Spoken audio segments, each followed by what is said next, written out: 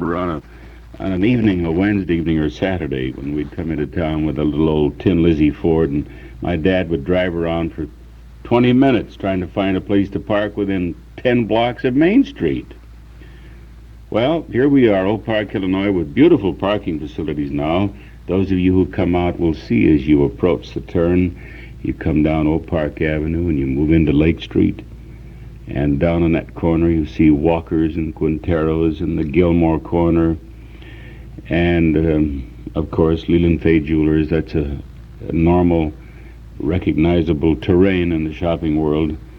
And as you come down past the churches and the post office and make the corner at the turn where that new Gaylord restaurant is, you'll see a beautiful high-rise parking thing.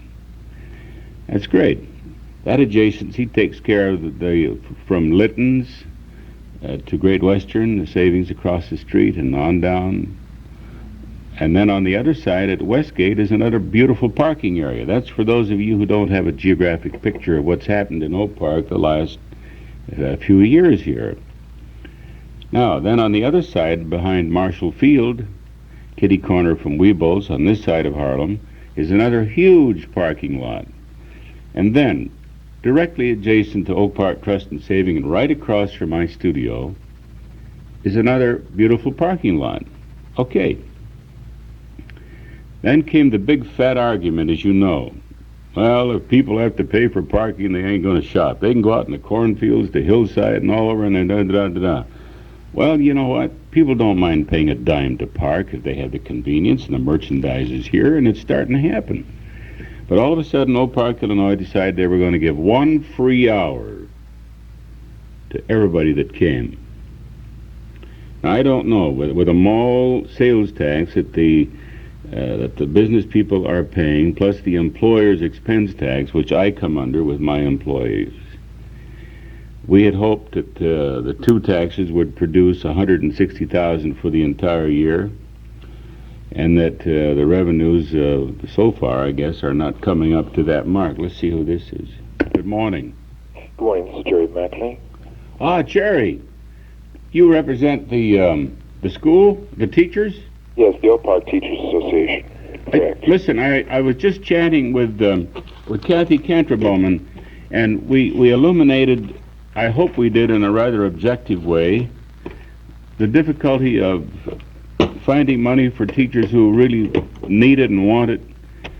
But tell us your position, sir. Well, I think that as far as finding money goes, one of the important things to remember is that seemingly the board has been able to locate or reallocate whatever money it has for the things that the board has deemed necessary and desirable for the district. The reorganization plan is very costly. They found financial ability to do that. For transportation, they're willing to increase the taxes on the citizens of Oak Park for transportation. The lunch program, which will be very expensive, coming out of the same fund of the school budget that teachers are paid from, they are willing to find money to do that. Mm-hmm. In other words, you feel that monies are being funded into an area and diverted away from the possibility of giving it to the teachers. Correct. And I think it's important that everybody realizes that the Board of Education broke off negotiations and thus far have refused to come back to negotiations, at least as of last night, and it depends upon the interpretation of the motion that the board passed last night at their meeting, whether they're ready and willing to come back to negotiations. I got the feeling from Kathy that there was a strong feeling of wanting to negotiate, but still she, quote, said, "I'm a little confused," and that left me dangling somewhat. I couldn't follow her there. I didn't know if that was just sort of a veil of a gesture, or if there was an earnest desire of the board to get back. I couldn't read Kathy's interpretation. How did you read it? I think that the confusion comes about because that the motion as passed seems to indicate that the board is directing its team to resume negotiations. However, during a break, evidently, Mr. O'Hara, the president of the board, said that it was not really what the motion meant, and so I think that evidently the motion was playing to the audience, trying to ease some of the light that the board is in currently. I don't think that they are probably very comfortable with their position of having broken off negotiations and up to now having refused to resume negotiations. But I must say that I am hopeful that the positive interpretation of the motion is what was really meant last night when they did pass that. I gather. Listen, I wanted to update my file. Did you spell your name capital M-C? Capital E. Yes. N-A-N-Y. Ah, McEnany. Right. And the first name, sir? Jerry. Jerry. Jerry, I really appreciate your coming in on the news line. You know, this is a very vital issue, and this is not a quote, a breeding ground to develop any anxieties, but I think total illumination on both sides in a community is absolutely essential.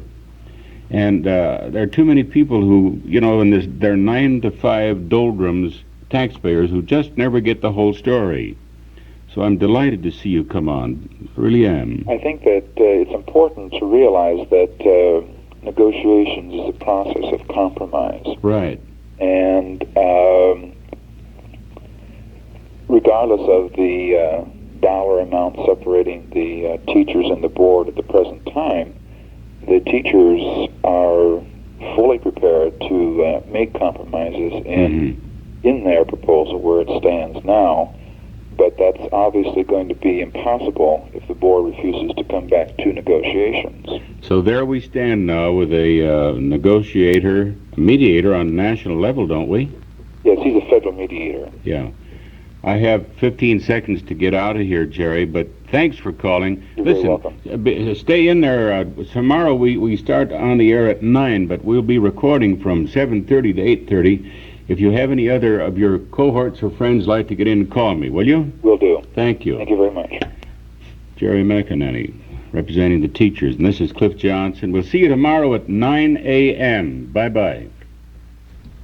This is WXFM, Elmwood Park in Chicago, broadcasting from Sears Tower at 106 on FM. It's 8 a.m. Mostly sunny, warmer. Highs will be in the mid or the upper 80s today. Mostly cloudy, chance of showers and thunderstorms developing late tonight. Lows will be in the 60s.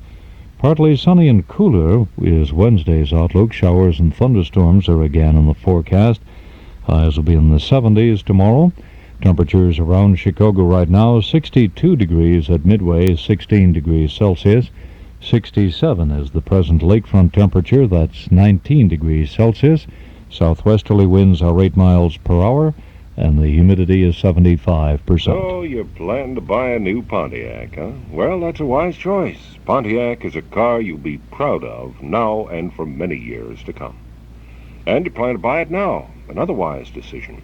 The repairs on an older car would equal or exceed several payments on a brand new, beautiful Pontiac. Clark Pontiac at 800 West Madison in Oak Park has just the beautiful new Pontiac that's right for you. You really can't go wrong if it's a Pontiac, and if you buy it at Clark Pontiac, 800 West Madison in Oak Park. Clark Pontiac is the suburb's favorite dealer. People come to Clark from all over Chicagoland because they know Clark Pontiac's reputation for courtesy and price. So how about you? Isn't it time you got a car that you'll be proud of? And isn't it good news to know that Clark Pontiac will save you money? Now that your plans include Pontiac, you owe it to yourself to include Clark. That's Clark Pontiac at the stoplights, corner of Madison and Oak Park Avenue in Oak Park. Clark and Pontiac, they go together. In stereo at 106 from high atop Sears Tower, this is WXFM, Elmwood Park, Chicago.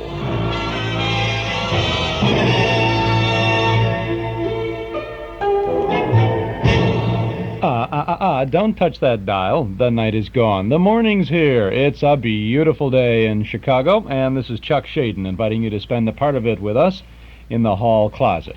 The sounds of good old radio entertainment brought to you by Northwest Federal Savings. It's Northwest Federal Savings time, 63 hours a week.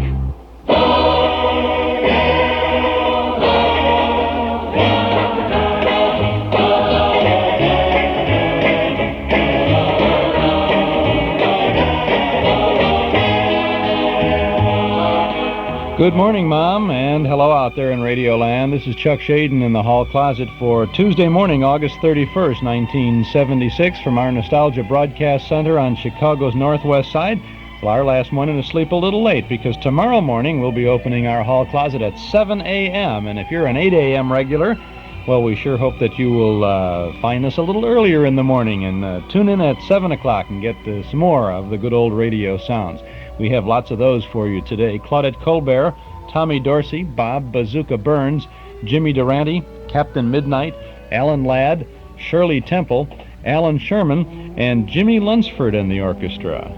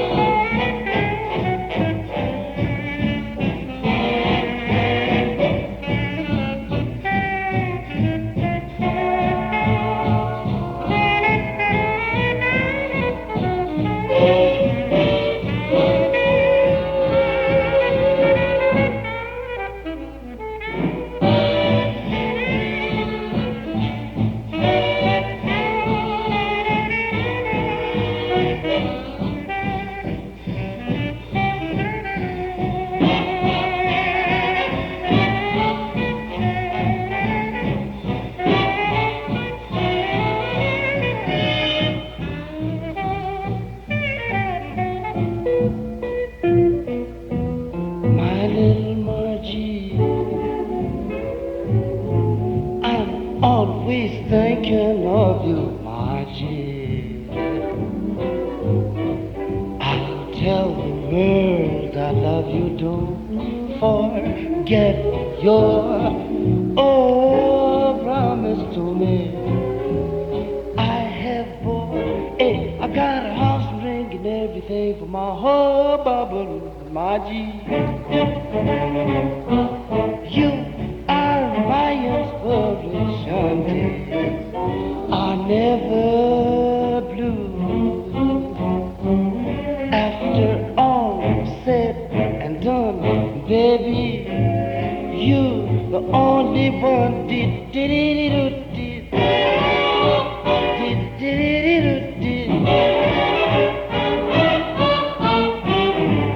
Oh, Margie, it's you.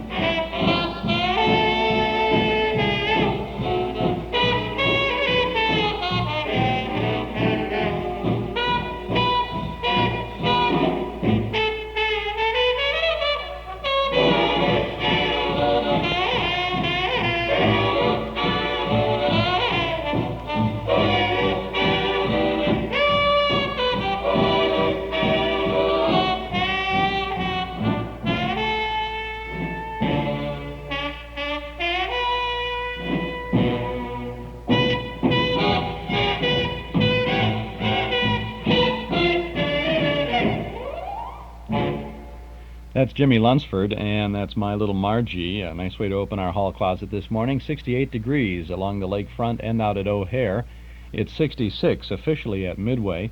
Humidity is 65%, wind out of the southwest at 9 miles an hour. Mostly sunny and a little bit warmer today with a high in the mid or upper 80s. Tonight becoming cloudy with a chance of showers late this evening, about a 40% chance of rain late tonight, and even on tomorrow. It'll be mostly cloudy tomorrow, and those showers are a possibility. But it looks pretty good for the rest of the week. The extended outlook through Saturday calls for a cool and dry period, a little bit warmer on Saturday, but mostly the lows will be in the 50s and the highs will be in the 70s. It's 7 minutes past 8 o'clock. This is a very good time for you to subscribe to our Nostalgia newsletter and radio guide. A one-year subscription is only $6. Our annual rate is going to be going up very soon, so this is a good time to subscribe now and get in on all the good reading and good information that you'll find in our Nostalgia guide. It contains 32 pages of articles and photographs from and about the days that are not forgotten, not by us at any rate, and as well as a complete schedule of the old-time radio shows that we broadcast throughout the week on a number of Chicagoland radio stations. You can subscribe right now by telephone if you'll call us here at 545-2260. That's 545-2260. Just give us your name and address. Your subscription will begin with the big September issue that features George Burns and Gracie Allan on the cover. We'll include an invoice for a one-year subscription, still $6, but going up soon. So call us now at 545-2260. Our September issue features original articles written especially for our newsletter by Leah Ann Nader, who writes about the Coon Sanders Nighthawks, by Mark Nelson, who takes a look at the life on the screen of Laurel and Hardy. Carl Pearson remembers the shuffle rhythm of Jan Savitt. We have some nice reprint things, too. Fred Allen, in 1946, marking his 10th anniversary in radio. An article from 1935 written by Al Jolson, telling what's wrong with Hollywood.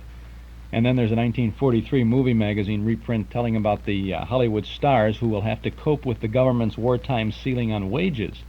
We also have our dime store classified ad page for folks who have something nostalgic to buy or sell or trade or announce. Those ads, by the way, are 10 cents a word, no charge for one-letter words, and $1 minimum. So it's a good little marketplace there, too. Also, news of our Memory Club movies. Why don't you subscribe now, this morning, right away, to our Nostalgia newsletter and radio guide. It's the biggest little package of memories that you'll find anywhere.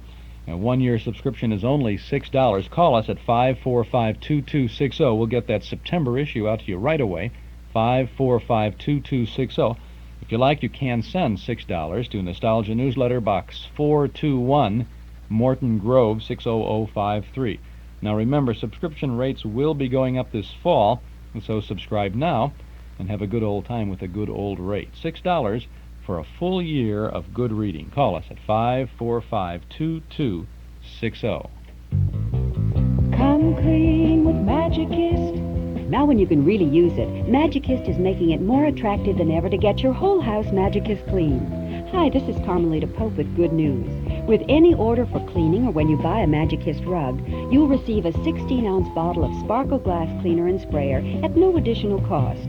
Call Magicist for pickup and delivery of your rugs and draperies, or save 20% by bringing them into Magicist and get your Sparkle and Sprayer. Have Magicist come to your home or office to clean your carpeting or furniture and get your Sparkle and Sprayer. Call Magicist for pickup or delivery or more information. Chicago phones 378-8600. Suburbs to your phone book.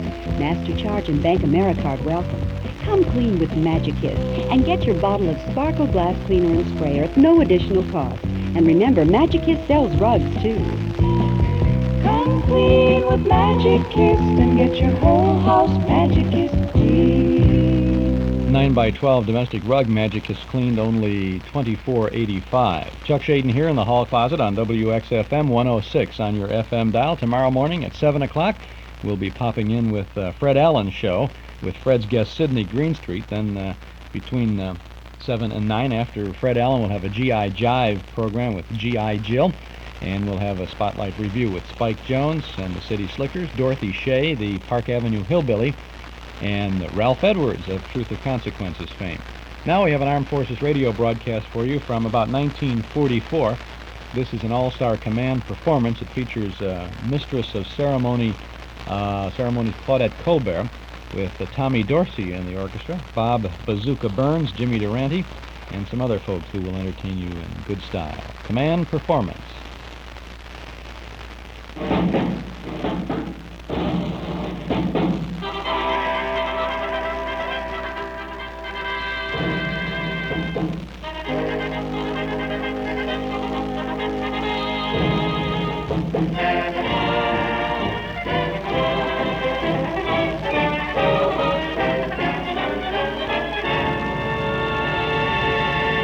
Performance USA, the greatest entertainers in America, as requested by you, the servicemen and women of the United States Armed Forces throughout the world.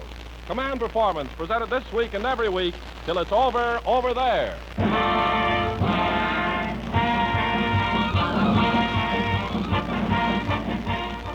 Hi, fellows and gals of the AEF. This is Ken Carpenter unpacking your Command Performance picnic basket for this little outing from the Armed Forces Radio Service, Los Angeles, USA.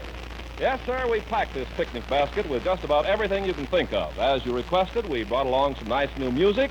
Then we've got sandwiches, ham, of course, pie and cake and ice cream, and, well, as I said before, just about everything you could take on a picnic. And speaking of things to take on a picnic, here's your mistress of ceremonies, Claudette Colbert.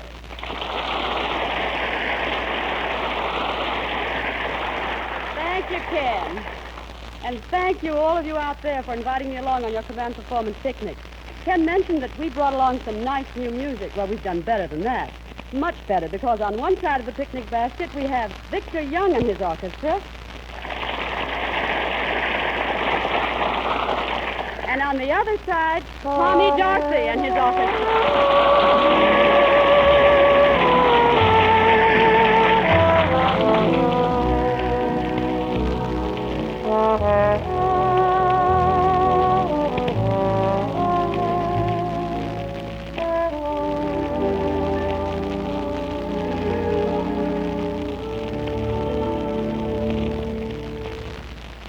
Thank you, Claudette, and hiya, man.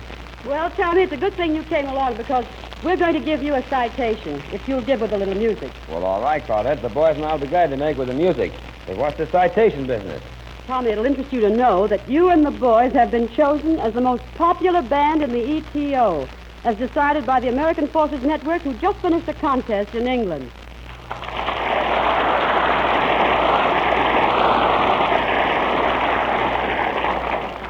And the selection with the greatest number of votes was Opus 1. So how about it, huh?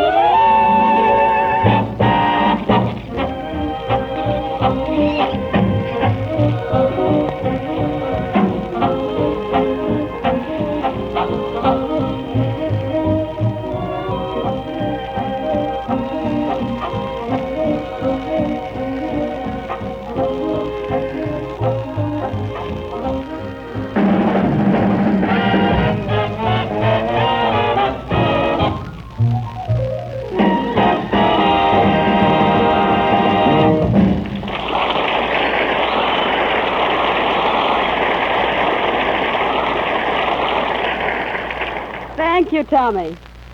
Fellas, we're very fortunate tonight in having a man with us who's an authority on practically everything that goes on in Van Buren, Arkansas. Bob Burns.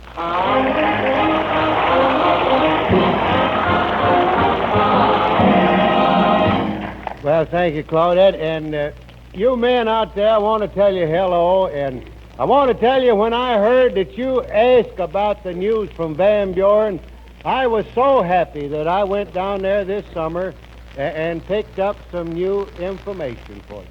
While I was there, I just wanted to browse around and look at some of the old places where I spent my boyhood. One of the first places I went to was the old livery stable. That's where I started out in show business. I started out there as a comedian in this livery stable.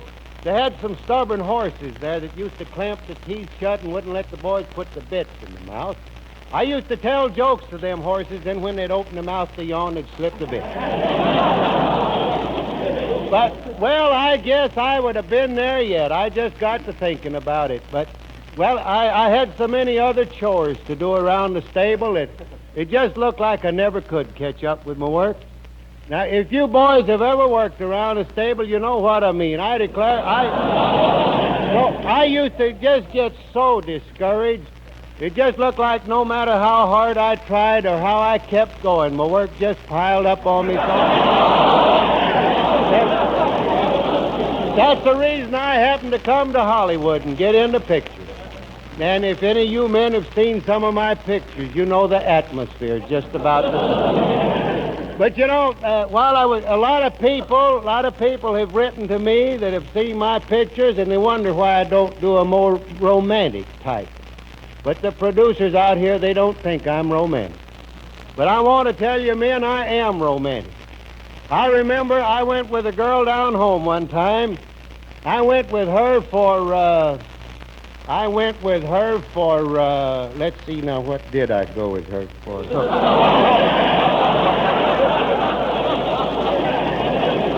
I went with her about 4 years, I guess, and finally she passed on to the 3rd grade, and I kind of lost track of her.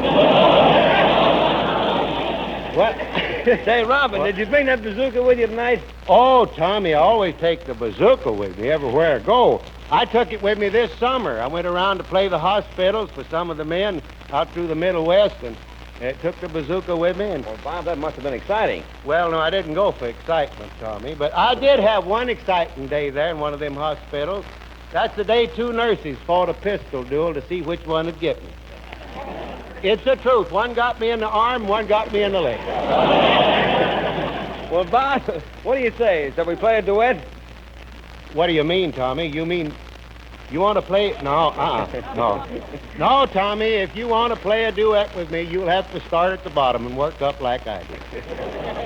Well, you trying to tell me that bazooka is better than the trombone? Why, certainly, Tommy. That trombone, all you can do with that thing is get music on it. Why, this thing here is versatile. Tommy, you'd be surprised what the boys could do with that thing if they had it. Honestly. Well, tell me, Bob, how'd you ever learn to play that thing? What'd you say, Tommy? How'd you ever learn to play that thing, Bob? Well, that was when I was a boy, Tommy. I used to play it, you know. I used to lay there on my back, and I'd put the bazooka between my toes and look up at the sky and play. Well, wasn't that pretty awkward? Well, it was a little awkward, but it gave me a chance to watch for the neighbors that come in, you know, and the policemen.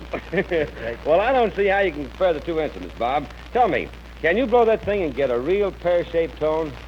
Tommy, when I used to play this thing in vaudeville, I got every vegetable out of the garden. You want to play something, Tommy? Well, Robin, how about Sweet Sue? Oh, that sounds good. You start it out.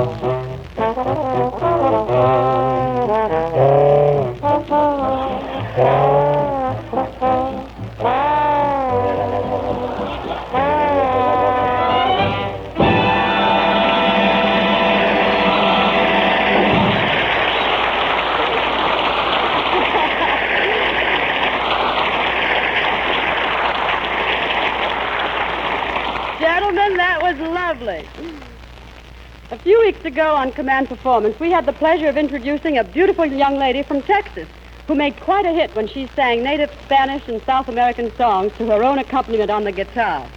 Well, tonight we have her with us again, guitar and all. Boys, the young lady acknowledged as one of the greatest interpreters of all South American music in the world today, Miss Corina Mura.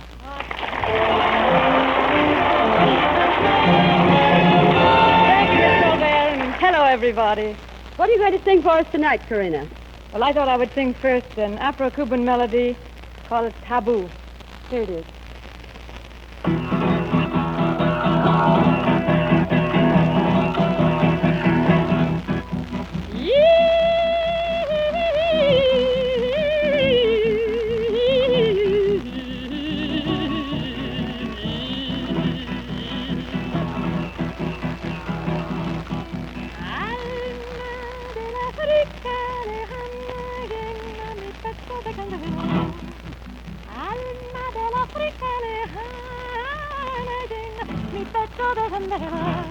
El pobre congollore esclavo añora siempre las palmeras, las cosas bellas primitivas, de dioses misteriosos y de vieras.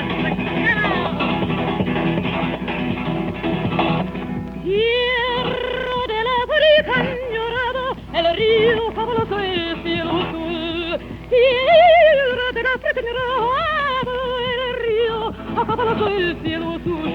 Y aquí si el negro era la hembra blanca, y aquí si el negro era la hembra blanca. Tabú, tabú, tabú.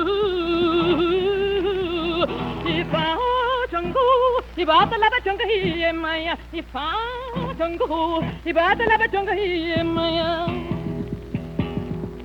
Tabú.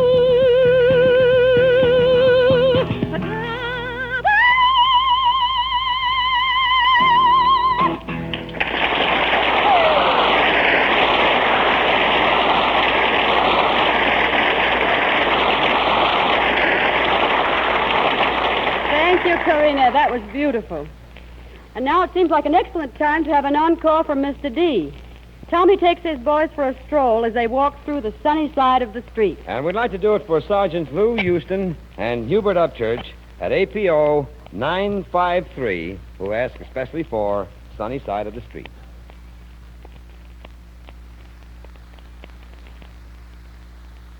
Okay, we're going to flip this 16-inch transcription disc over at this point, and then we'll listen to Mr. Dorsey and the sunny side of the street. This is Chuck Schaden here in the hall closet on WXFM 106 on your FM dial.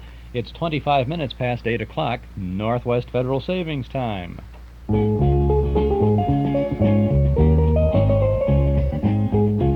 Is your bank open when you're busy and closed when you're not? Northwest Federal Savings knows that a good place to save is ready for you when you're ready. Ready with the answers and advice given by professionals in helping thousands just like you, but each with different individual needs. Northwest Federal's professionals can show you, too, the best way to save for a new home, a college education, or for retirement. Northwest Federal's counselors can explain all the savings plans and help you set up a savings program to meet your special needs. Home loan specialists can tailor a home loan plan to help make your dreams a reality. Bring your needs to any of 5 convenient Northwest Federal Savings Centers throughout Chicagoland's great Northwest Territory. If you think your needs are special, so does Northwest Federal Savings. All the time, because Northwest Federal Savings keeps the best hours yours. It's Northwest Federal Savings Time, 63 hours a week. And now let's get back to the... Oh, before we do, I want to remind you about Northwest Federal's movie, our movie, over at Northwest Federal this Saturday evening in the Memory Club in the community room at Northwest Federal at 4901 West Irving Park Road in Chicago.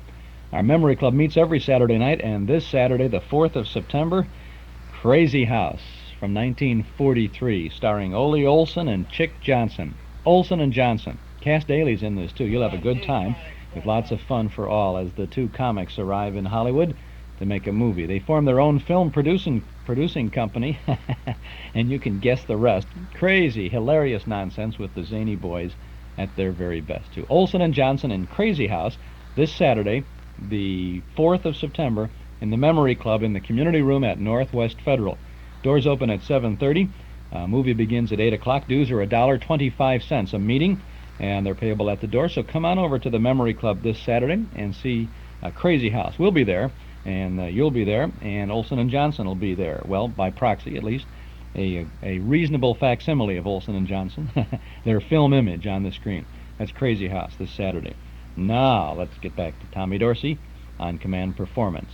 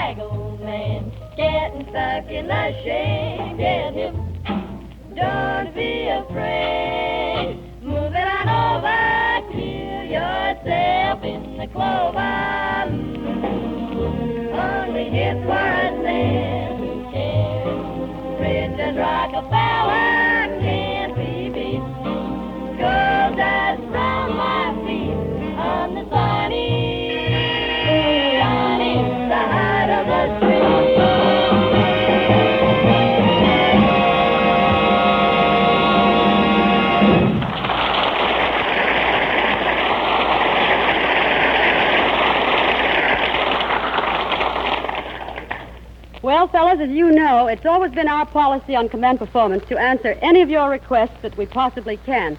But this week, we really found a poser in the mailbag. It was a letter from the ETO signed Bill Anderson, Jr. We've just left England, writes Jr., where we learned to love the English stage. So how about putting on a real English drawing room comedy written by, directed by, and starring the one and only Noel Coward? Well, unfortunately, Mr. Coward is strictly unavailable. But not to disappoint Bill and his friends, we are going to do a Noel Coward play for you. Well, a sort of a Noel Coward play, starring his American counterpart. Gang, meet the American Noel Coward, Jimmy Durante.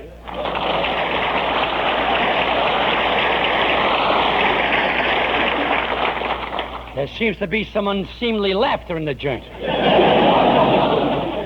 Oh, nonsense, Jimmy. Why, connoisseurs everywhere concede that in the realm of suave, sophisticated repartee, James Durante is the very epitome of polished proficiency. Miss Colbert, you have took the words right out of my mouth. Well, now that we have that settled, suppose we get into our version of Noel Coward, a la Jimmy Durante. Victor, music, please.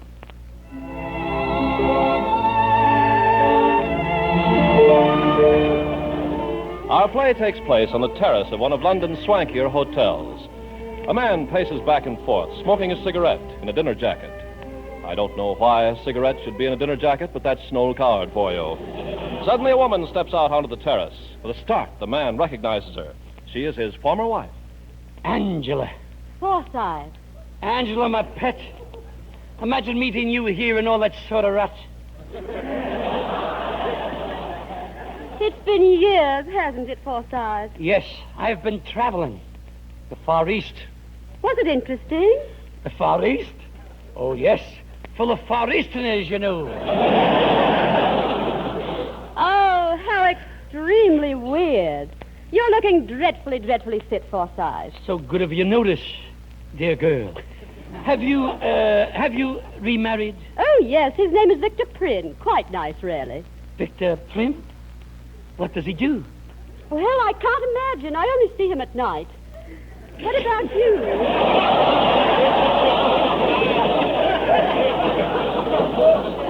What about you? Have you remarried? Oh, yes, charming girl, charming. Anyone I know? I doubt it. Don't know her myself. Oh, come now. Of course you know her. No. Married her on an impulse, you see. Her pater pulled a gun on me. Her pater? Yes, her mother, you know. Oh, how frightfully, frightfully devastating. It was a bit thick, wasn't it? Tell me, Angela, are you quite happy? Yes, it's been awfully gay. Victor's rather nice-looking, you know. Sybil's rather nice-looking, too. Victor's blonde. Sybil is blonde. Victor has eyes that move easily. Sybil has eyes that move easily. Victor has a close-cropped mustache. Touché, old girl, touché!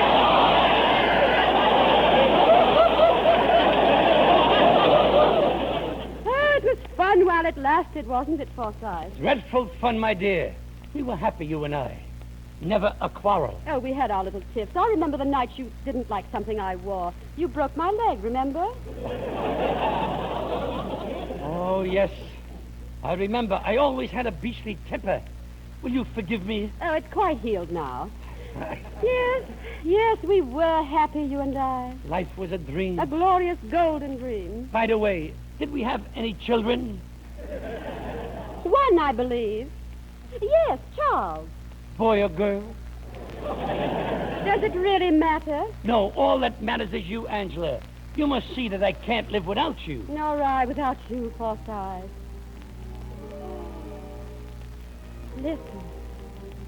Listen to what the orchestra's playing. Our song. Dardanella. Oh, it's beautiful, isn't it? Yes, you're beautiful, too. We must never part. We must never part again. Never. Why did we ever? It was my mother, don't you remember? Oh, yes, quiet. The ugly old party with a face like a tired halibut. Yes, that's Mama. Still, what does it matter? Nothing shall ever part us this time. Nothing. Oh, Angela! I say, Angela! It's Victor. What is it, dear? Where are you, Angela? I'm out on the terrace making love to a man. Very good, my dear. Carry on. Just wanted to make sure you weren't in any mischief. Ah, poor Victor. He'll be heartbroken when I leave him. Yes, Sybil will, too. She's a frail, fragile, delicate creature. Forsyth, you ugly little runt! What is it, Sybil, my sweet? Where are you? I'm out on the terrace making love to a woman. What? Forsyth, you come in here this minute. I'm not coming, Sybil. Nothing shall ever part Angela and me again. You come inside or I'll never speak to you. I am not coming. You come inside or I'll beat your brains out. I am not coming. You come inside or I'll stop your allowance. Well, so long, Angela.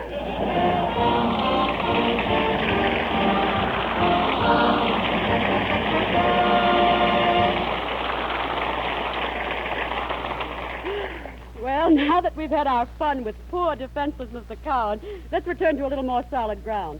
And that brings us to one of the grandest new voices in many, many years. Your letters tell us that you're of the same opinion, so naturally, we've brought the owner of that voice to command performance.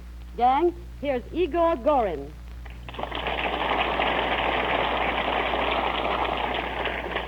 Thanks, Claudette, and hiya, gang. Well, Igor, what are you going to sing? Well, there have been many requests for me to sing Meadowland. So, if that will do, I will sing it for Private John Jameson at OPA 34 and Seaman First Class Bill West, Somewhere at Sea.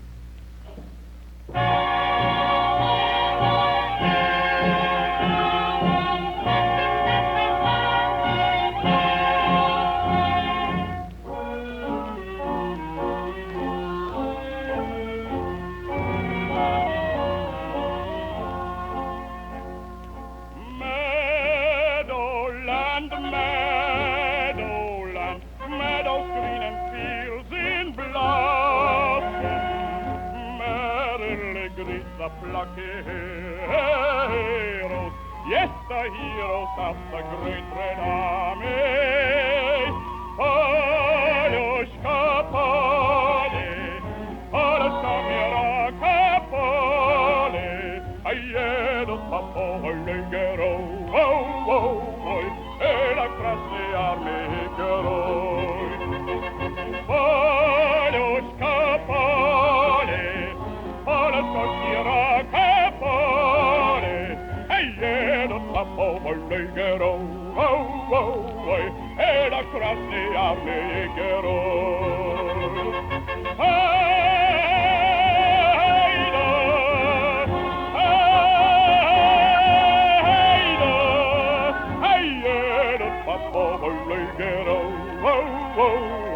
Ed across the army geroi.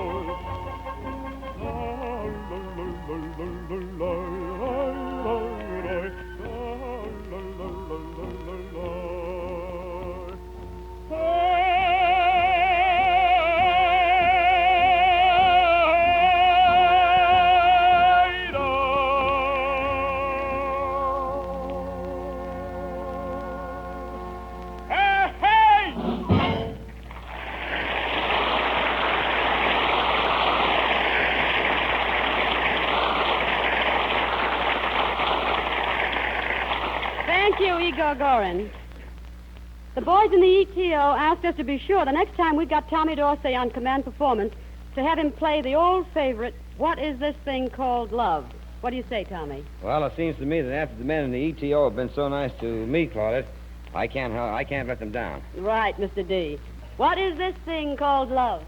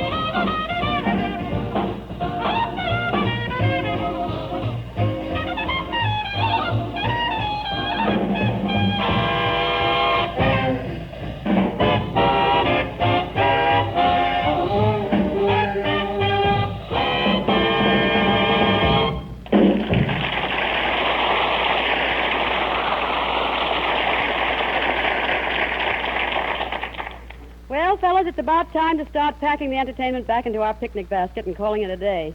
We certainly hope you've enjoyed this little outing, and if we didn't answer all the requests this time, it's not because we couldn't or wouldn't. It's because there just wasn't enough time. This is Claudette wishing the best of the best to the best of the best.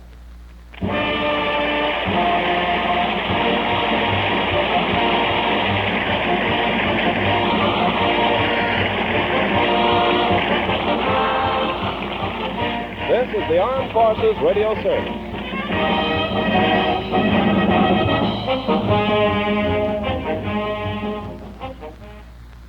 And there it is. That's Armed Forces Radio, and that is Command Performance from about, I think that's in the fall of 1944, I would guess, from lots of little bits of information. By the way, you may have heard them making dedications throughout this. If you listened, of course you heard that. ETO, they say, the boys of the ETO. That's the European Theater of Operations. The European Theater of War is what that was.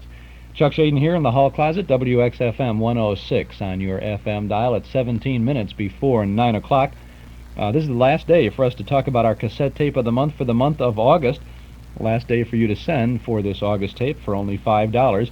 It's The Shadow, good story called Stakeout, and Suspense, starring Peter Lorre, Wendy Berry, and George Zucco in a fine suspense drama called The Moment of Darkness. Two great mysteries on our cassette tape for August.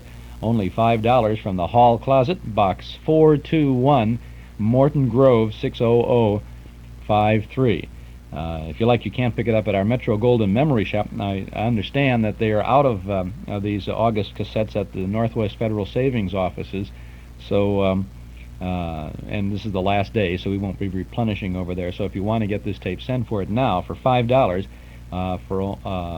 to the hall closet, box 421, Morton Grove, 60053. Speaking of the Metro Golden Memory Shop, certainly is a noisy band there. Our MGM shop is open at 5120 West Irving Park Road, ready to serve you with lots of memory minders of the good old days. Hundreds of recordings of old-time radio shows on cassette tape and on LP records, plus big band, soundtrack, and personality recordings. We have lots of new things to bring back the old times and lots of old things to provide more good times. Movie posters, magazines, books, cards, games, great jigsaw puzzles, gifts and novelties. It's all there, and it's all waiting for you at our Metro Golden Memory Shop at 5120 West Irving Park Road, just east of Laramie. Why don't you pay us a visit real soon? Our shop is open Tuesday and Wednesday from 11 a.m. until 6 p.m., Thursday, Friday, and Saturday from 11 a.m. till 8, and on Sunday from 1 to 5. Come in and see all the goodies at Metro Golden Memories, 5120 West Irving Park Road, 2.5 blocks west of Northwest Federal, just across the street from Nelson Hirschberg Ford.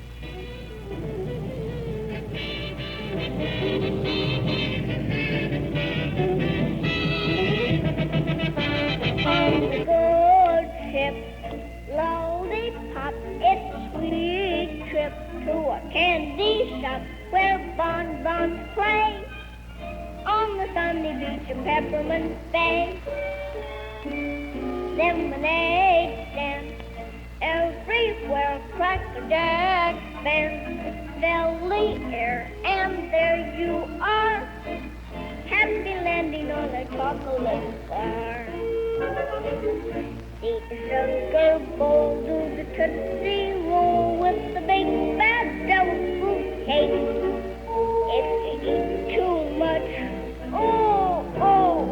you'll awake with a tummy ache on the good ship. Lollipop, it's a night trip. Into bed you hop and dream away on the good ship. Lollipop, on the good ship. Lollipop, it's a sweet trip to a candy shop where bonbons play on the sunny beach of Peppermint Bay. Lemonade stands everywhere, Cracker Jack fans fill the air, and there you are, happy landing on a chocolate bar. See the shepherd boy do the tootsie roll with the big fat devil fruitcake. If you eat too much, you'll wake with a tummy ache on the good ship. Lollipop, it's a night trip. Into bed you hop and dream away. On the good ship, Lollipop. Oh, that's nice. That's Shirley Temple there on the good ship Lollipop. Well, we're now going back to 1939 for our regular Tuesday morning adventure. By the way, as we change our time from 8 until 10 to 7 to 9 beginning tomorrow morning, we'll continue with our Captain Midnight programs at about this same time. It'll be the last thing that we do on our Tuesday mornings. It's not the last thing today because we have Allan Ladd and lots of other things coming up after this, too. But now we go back to December 8th of 1939 for Captain Midnight. Yawning.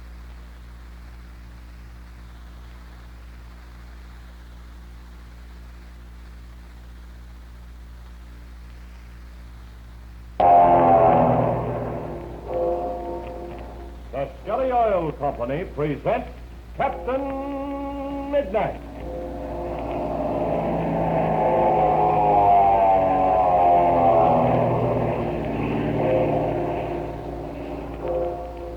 Captain Midnight, brought to you every day, Monday through Friday, at this same time, by the Skelly Oil Company, Skelly Jobbers and Dealers. Say, did you hear the thrilling announcement on this program last night? Well, even if you did, you haven't heard half the story, because I couldn't begin to tell you about all the fun you'll have with your own free copy of the exciting new holiday edition of the Freight Patrol Reporter. Yes, Captain Midnight's own Freight Patrol newspaper is off the press and ready to be given out free to every loyal member of the new 1940 Freight Patrol. That's the big news of the day. And believe me, you'll agree it's big news when you see it. There's a marvelous big picture map there. A map that shows you just where everything is taking place in Chuck and Patsy's Mexican adventures with Captain Midnight. Then, too, there's the true meaning of the secret password, Cobra Hopa, with the names of those who sent in the best answers. And maybe your own name will be in it, or some of your close friends. You'll want to be sure and find out the exact meaning of the secret password, Cobra Hopa. It's mighty important. But say, there are simply dozens of other exciting features in your new Flight Patrol Reporter. Things to thrill every air-minded young friend of Captain Midnight. News about aviation, stories of famous aviators, thrilling flights and flying thrills. You'll get them all in your very own new holiday edition of the Flight Patrol Reporter. But now listen, this swell club newspaper isn't going to cost you a single penny. You don't even need any labels or box tops or anything of the sort. It's absolutely free. All you do is have Mother or Dad stop at your Skelly service station the next time you're off driving.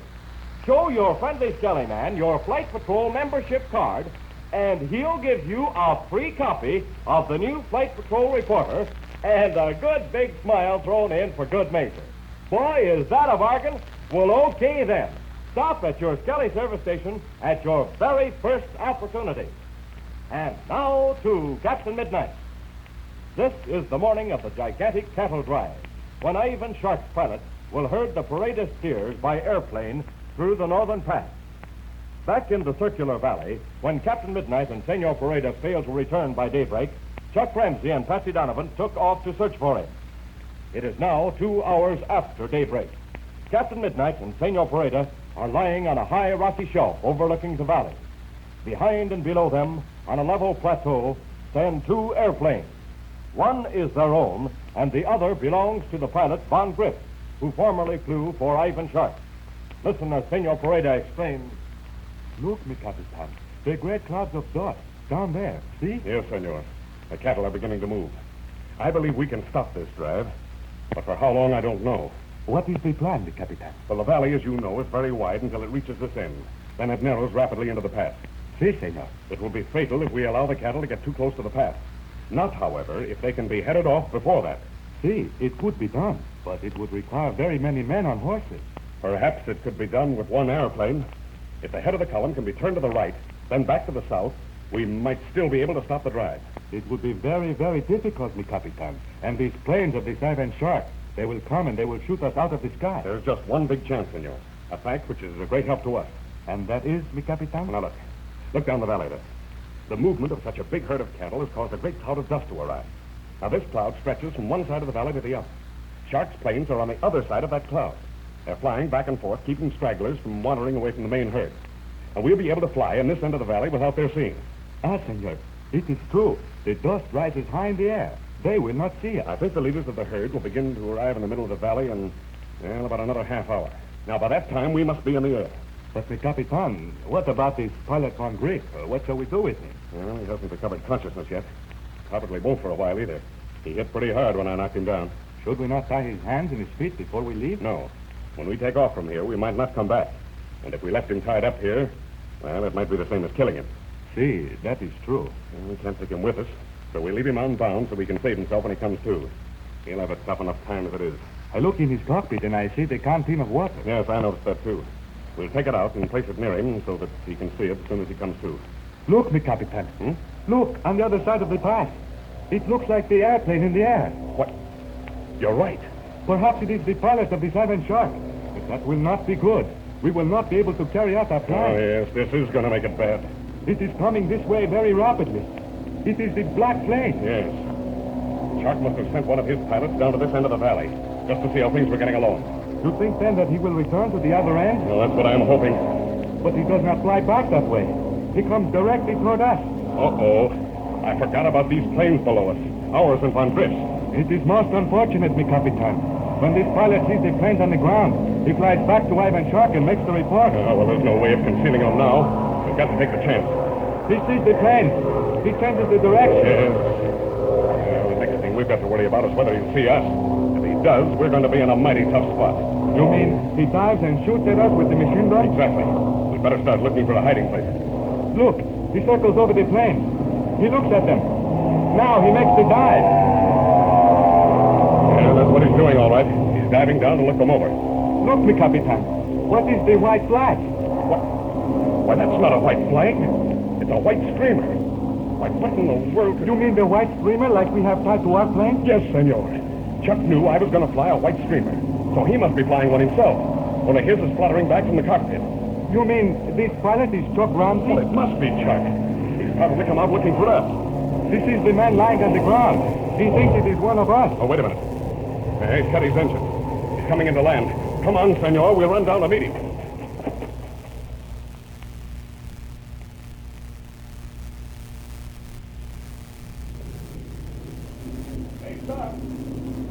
Captain Midnight, it's you. Oh, Captain, gosh, we're glad to see you. Look, mi Capitan. The Senorita Patsy. She is with you. What are you doing here, Chuck? Where did you come from? We've been out looking for you. You said you'd be back by daybreak. And when an hour after that had passed, why, I took off to search for you. Was it wise to bring Patsy along, Chuck? I wanted to help find you, too. But this is taking a terrible chance. The air is full of Shark's planes. I kept over to the west, along the course you told me. And then we saw a big cloud of dust and came over this way. I was just circling around to see what caused the dust cloud when I saw two planes on the ground. Mi Capitan, perhaps this is a fortunate meeting. Chuck, he can help us to head off the cattle. Head off cattle? Now look, it's this way, Chuck. We found out that Ivan Shark is driving all of Senor Paredes' cattle through this pass, where he's going to sell them to a crook by the name of Lucho. Oh, I get it. And that's what's causing this dust cloud. That's right. The cattle are already on the move, and we've got to be in the air in a few minutes to head them off. But this other plane and this fellow on the ground, who's he? Well, we captured him last night. He landed here after we did. He says his name is Von Drift and that he used to be Ivan Shark's chief pilot. What do you know about that? Blazing beacons. What are you going to do with him? And how did he get hurt? Well, he tried to pull a fast one on us last night, and I had a fight with him. I must have hit him a little bit too hard. Now, we're going to leave him here. In fact, that's the only thing we can do. What's your plan about heading off the cattle? Well, as long as you're here, Chuck, you can help me. But first, how's your engine running? It's okay.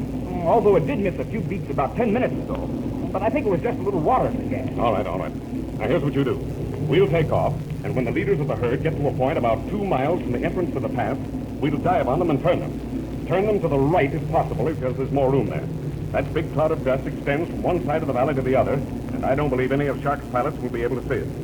As soon as we've got the head of the herd turned, then you fly to the west, over the next ridge, and back home. I think Shark's planes are all busy at the other end of this valley, so they won't see you. But what about you, Red? Well, Senorita and I'll stay long enough to be sure we've got the drive stopped. But you can't stay here all day. You haven't got very much gas left now. Yes, I know that. But if we can stop the drive for today, then we may be able to reach the city and get some help tonight. Okay, Captain. I understand. Now, wait a minute. Now, remember this, Chuck. Just as soon as we get the herd turned, I'll give you a signal. I'll rock my wings. Then you head to the west and back to the old crater. I don't want to have Patsy doing any more of this kind of flying than is absolutely necessary. It's too dangerous. I'll get her home just as soon as I can. All right. I'll give you a ship the gun then and take off. Keep circling around overhead until we join you. Okay. I'll be off in a jiffy.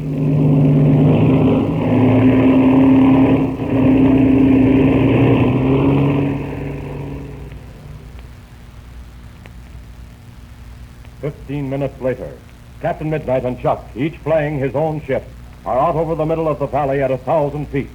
A gigantic cloud of dust fills the air, and from the heart of this cloud are beginning to emerge the lumbering outlines of the leading animals. Praised by the roar of airplane motors, they're sweeping on in a gigantic, furious mass. Listen as Patsy explains. Gosh, Chuck, I never saw anything like that in my life. I haven't either, Patsy. Look at those steers come. They don't look as though they're moving very fast from up here, but I'll bet they are. Yeah, you know they are. Look at their hooks fly up and down. Listen, there's that engine again. There must be some more water. It'll burn through. Gee, this would be an awful place to have a forced landing, Chuck. The front line of that herd must extend for over a mile. Sure must. Boy, look at them come. We'll have to start turning them pretty quick. Uh-oh, there's that motor again. I wish Captain Midnight would start burning them so we could get out of here. Well, it sounds all right now. I guess the water's gone through. I just can't take my eyes away from that sight below. I've seen a small herd stampede once, but never anything like this. Gee, Chuck, if a person got in front of those steers, he wouldn't have a chance. I'll say he wouldn't. Look, Captain Midnight's waving at us. Yeah, so he is. There he goes down. We better follow him. Okay, here we go. I see what he's going to do. He's starting on the left side of the herd, and he's going to dive down along the front of us. Sure, that's it. Don't you remember? He said he wanted to turn him to the right. Boy, look at him go. He's almost down on the ground. He's right in front of him. When those steers hear the roar of his exhaust, they'll turn sure. And then with ours right behind, it ought to work. Look out now, Patsy. We're getting down close. Is your belt fastened? Sure it is. Gee, Chuck, isn't this wonderful? We're right in front of those steers.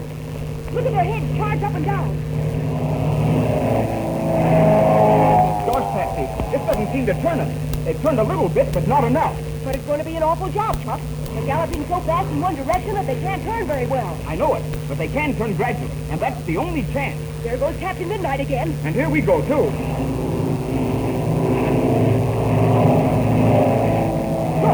the leading animals are beginning to turn. Yeah, but still not enough. Now watch it now, Patsy. We're down right in front of them. We're right over the ground. Look at those steers come. Oh, the engine. It's missing again. It's the water, but it'll catch again. Blazing beacons, Patsy. The motor, it's quit. Well, catch it, Chuck.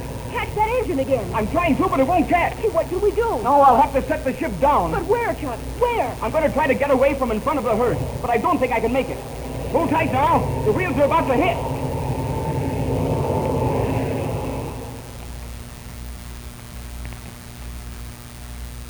Well, Chuck and Patsy are in the most dangerous situation they have ever encountered. Chuck is making a forced landing right in the path of a gigantic, stampeding herd of cattle. What can be done to save them? The next adventure is packed with thrills and excitement. Don't miss it. Tune in next Monday to Captain Midnight. And now, a special assignment for every Flight Patrol member listening in tonight. Listen closely. Chuck and Patsy and Captain Midnight, too, want to be sure every single member of the new 1940 Flight Patrol gets a copy of the swell holiday edition of the Flight Patrol Reporter. So do this for them, will you? Tell every other member you know that this new Flight Patrol Reporter is now ready for them at their Skelly service station. Tell them all they do to get their free copy is to show the Skelly man their Flight Patrol membership card the next time they're out driving with their mother or dad. Remember, it's absolutely free. And if there's any of your friends who haven't yet joined the new 1940 Flight Patrol, just have them see their Skelly man about that right away. But don't forget now, everybody, get your free copy of the new Flight Patrol Reporter at your Skelly service station the next time you're out in the family car. Now, don't forget to tune in again Monday, same time, same station, for further transcribed adventures of Captain Midnight, brought to you by the Skelly Oil Company, Skelly Jobbers and Dealers. The stampeding herd of thousands of crazed cattle will soon be upon Chuck and Patsy, who are powerless to stop them. Can they save themselves? What will happen next? Be sure to listen Monday. Until then, this is Don Gordon, your Skelly man, saying goodbye and happy landing!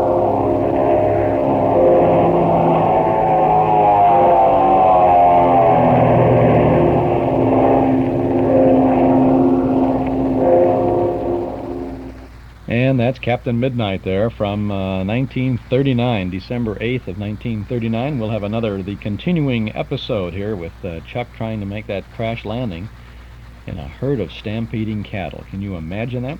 That'll be next Tuesday morning here in our hall closet. A quick reminder, don't forget, beginning tomorrow morning, we'll be on for 2 hours from 7 until 9. An earlier hour for us and a better hour for you, I hope. From 7 until 9 with all the good old radio shows beginning tomorrow morning right here on WXFM. Now we take a quick trip downtown and then we'll be back with more, so stick around and don't touch that dial. You're listening to WXFM Elmwood Park in Chicago, broadcasting from Sears Tower at 106 on FM. 3 minutes after 9 a.m. Lober Mazda invites you to meet the Miser, the new Mazda piston engine car, the Miser that gives. For a miserly $29.77, not including dealer prep, inland transportation, or state and local taxes, the Mazda Miser gives you a spunky overhead cam engine and a whole lot more. It also gives you an amazing 42 miles per gallon on the highway, 32 in the city. EPA estimates with manual transmission. The actual mileage you get may be different. And the Miser gives you things like front disc brakes, standard, high back bucket seats, electronic ignition that's standard, and lots of trunk room. The Miser gives you a choice of coupe, 4-door sedan, or 5-door wagon. Smooth stick shift, a flow-through ventilation system that doesn't skimp on fresh air. You even get a miserly gas cap that locks. The Miser gives and ye shall receive. Meet the Miser today at Lober Mazda, 1111 North Clark Street in Chicago. The Miser gives. Hello, I'm Barbara Hale for Amana. And I'm Danny Davis. And the Nashville Brass. And have we got something for you. A special bicentennial stereo album we made exclusively for Amana called America, 200 Years Young. Tell the folks how to get one, Barbara. Just go to your Amana retailer and ask him to show you the full line of Amana upright freezers and Amana deep freeze chest freezers, and ask your Amana man to explain how much you can save a year buying meat on sale, freezing vegetables in season. And then ask for your stereo bicentennial album with Danny Davis and the Nashville Brass, a $6.95 value for only $1. There you have it. Two great money savers. Amana freezers with that great Amana quality, and a stereo album of Danny Davis and the Nashville Brass for $1. You'll find Amana and your Danny Davis stereo album at Polk Brothers all stores. In stereo at 106 from high atop Sears Tower, this is WXFM, Elmwood Park, Chicago.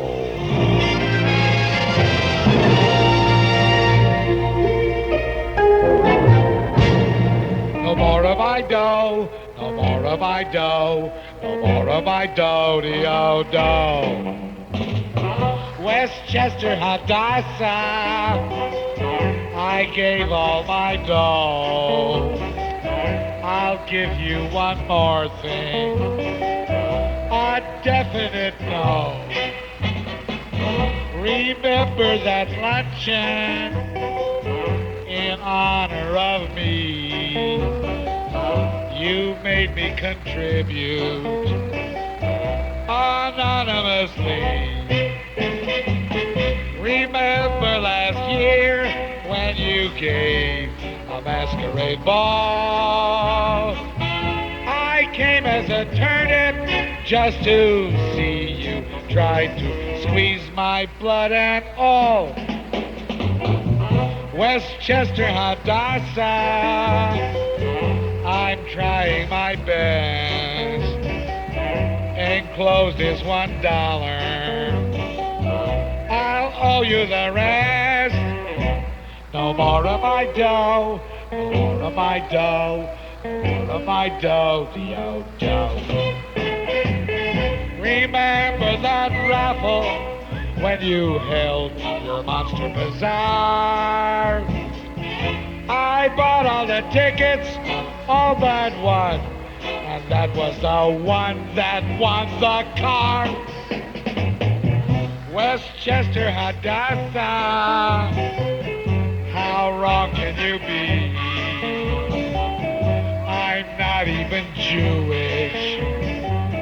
Stop pestering me. No more of my dough, no more of my dough, no more of my dough, D-O-Dough, dough.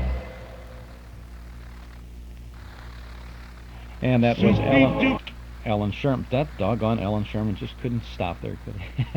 Mr. Sherman there opening our second portion of our program this morning with Westchester Hadassah. Chuck Schaden here in the hall closet on WXFM.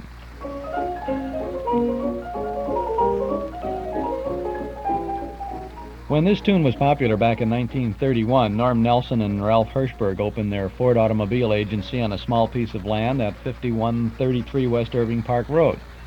The first year they sold about 100 new Fords. Today, 45 years and thousands of new Fords later, Nelson Hirschberg Ford occupies a whole city block at that same location on Irving Park Road at Laramie. And thousands of Chicagoland families have not only bought their first Ford from Nelson Hirschberg, but have returned again and again for all their new Fords. The proof is in the seeing. Next time you're out for a drive, notice how many Fords bear the Nelson Hirschberg emblem. And you'll notice how many drivers have seen Nelson Hirschberg, one of Chicagoland's oldest, most respected Ford dealers. 5133 West Irving Park Road at Laramie, open Monday through Friday till 9, Saturday until 5. Nelson Hirschberg Ford.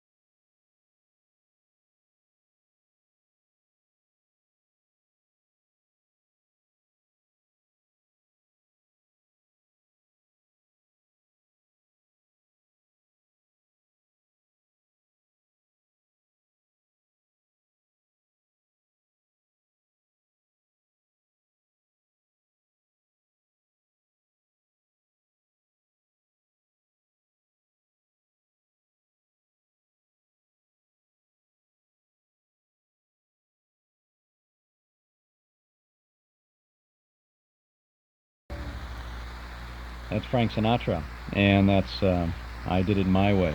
That's a great thing. Sinatra does that in 4 minutes and 35 seconds, if you believe. Unusual, probably why it's not played too much on too many other radio stations. But we love to enjoy it, and he does a sensational job with that. This is Chuck Schaden here in the hall closet on WXFM 106. On your FM dial, it's 14 minutes past 9 o'clock Northwest Federal Savings Time. This is a very good time for you to subscribe to our Nostalgia newsletter and radio guide. A one-year subscription is only $6, but our annual rate is going to be going up very soon, so subscribe now to get in on all the good reading and good information that you'll find in our Nostalgia guide. It contains 32 pages of articles and photographs from and about the days that we have not forgotten, as well as the complete schedule of old-time radio shows that we broadcast throughout the week on a number of Chicagoland radio stations. You can subscribe now by phone when you call us at 545-2260. That's 545-2260. Just give us your name and address. Your subscription will begin with our big September issue with George Burns and Gracie Allan on the cover. We'll include an invoice for your one-year subscription, still $6, but going up soon. So call now at 545-2260. That September issue is a goodie, by the way, with reprint articles about Fred Allen in 1946, marking his 10th anniversary in radio. Another from 1935, written by Al Jolson, telling what's wrong with Hollywood. And then a 1943 movie magazine reprint telling how the Hollywood stars will have to cope with the government's wartime ceiling on wages. Original articles, too. Lee Ann Nader writes about the Coon Sanders Nighthawks. Mark Nelson looks at the career of Laurel and Hardy, and Carl Pearson remembers the shuffle rhythm of Jan Savitt. Oh, there's more. Our dime store classified ad page for folks who have something nostalgic to buy or sell or trade or announce, plus news of our Saturday Night Memory Club movies. Subscribe now to our Nostalgia newsletter and radio guide. It's the biggest little package of memories you'll find anywhere. A one-year subscription, only $6. Call 545-2260. That's 545-2260. Or send $6 to Nostalgia Newsletter, Box 421, Morton Grove 60053. Remember, subscription rates will be going up this fall, so subscribe now and have a good time with the old rate. $6 for a full year of good reading. Call us now at 545-2260.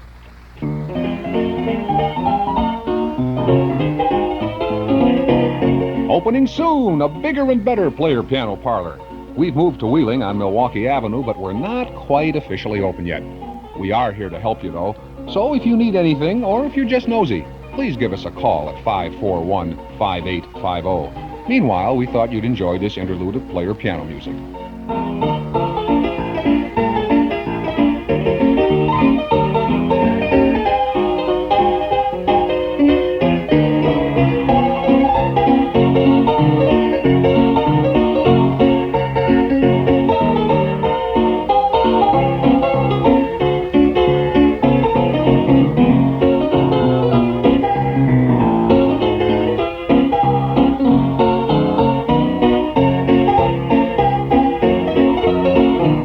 Player Piano Parlor, opening soon.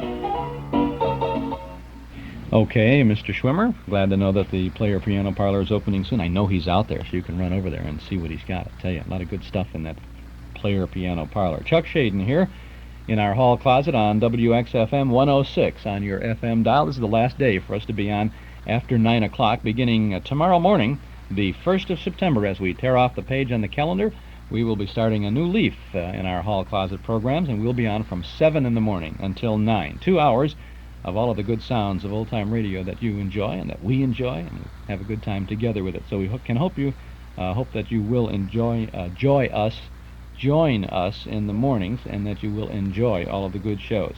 Got one for you now. This is a syndicated program from the late 1940s.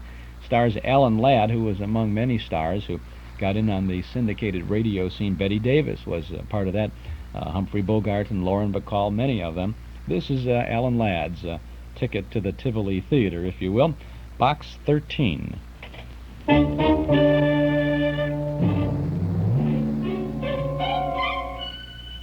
Box 13, with the star of Paramount Pictures, Allan Ladd, as Dan Holliday.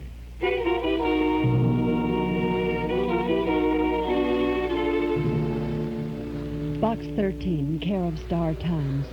I know my life is in danger. I think you can help me. I'm desperate and don't dare go to the police. Please, if you want to help, call at the Tivoli Theater box office for the ticket left there.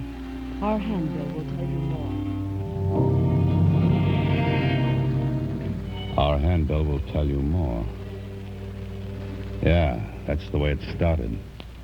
The note from the girl, Maria, the theater ticket, and then murder.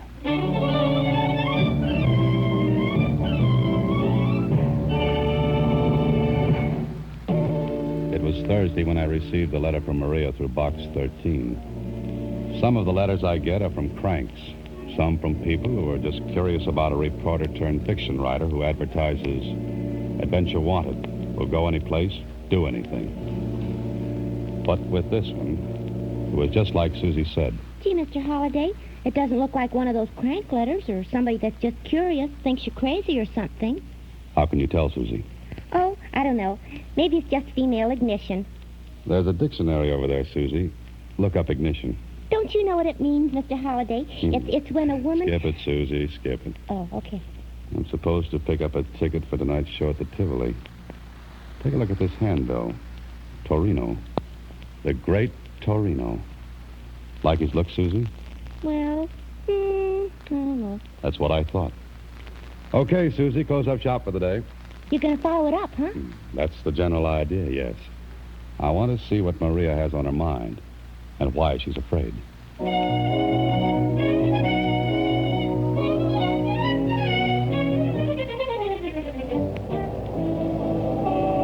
was it. I picked up the ticket at the Tivoli. A big poster told me this was a charity affair where the act's doing a two-night stand. Tickets, $10 a throw. I circled around the lobby, looked at the acts advertised, singers, dancers, a dog act, and then there it was. A big life-size cutout of the great Torino, complete with mustache and goatee. Nice-looking guy, maybe too smooth-looking, but it was what he was doing that made me take a better look. He held a rifle to his shoulder and was aiming it across the lobby at another cutout. And this one was a girl. Pretty? Mm-hmm. Big eyes, maybe a little scared-looking, and looking straight across at the great Torino, and right into the barrel of that rifle pointed at her head. Well, if this was Maria, she had a right to have something on her mind.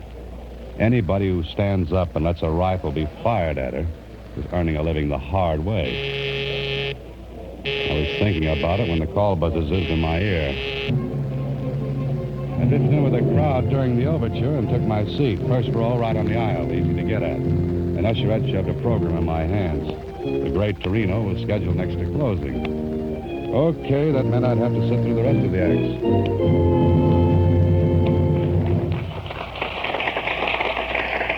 I did. It was skipping. But the great Torino was something different. He had two assistants, a girl and a good-looking young guy. It was a magic act with class, and Torino was clever with his hands. He did a trunk effect that was really great, and the girl who helped was the same girl whose cutout was in the lobby. Torino tied her with a rope, slipped a big canvas bag over her, and locked her in a trunk. He fired a shot, and bang, the girl came running down the aisle. And the trunk she was put in, well, empty. All done in a split second, too. The great Torino took his bow, but I noticed something. When he reached out to take the girl's hand and bow with her, she managed to be busy at something else. Okay. She didn't like him. He gave her a funny look, then walked to a rack and picked up a nice nickel-plated rifle. I sat up in my seat because the girl threw a quick look at me and a tiny nod. No one would have noticed it but me.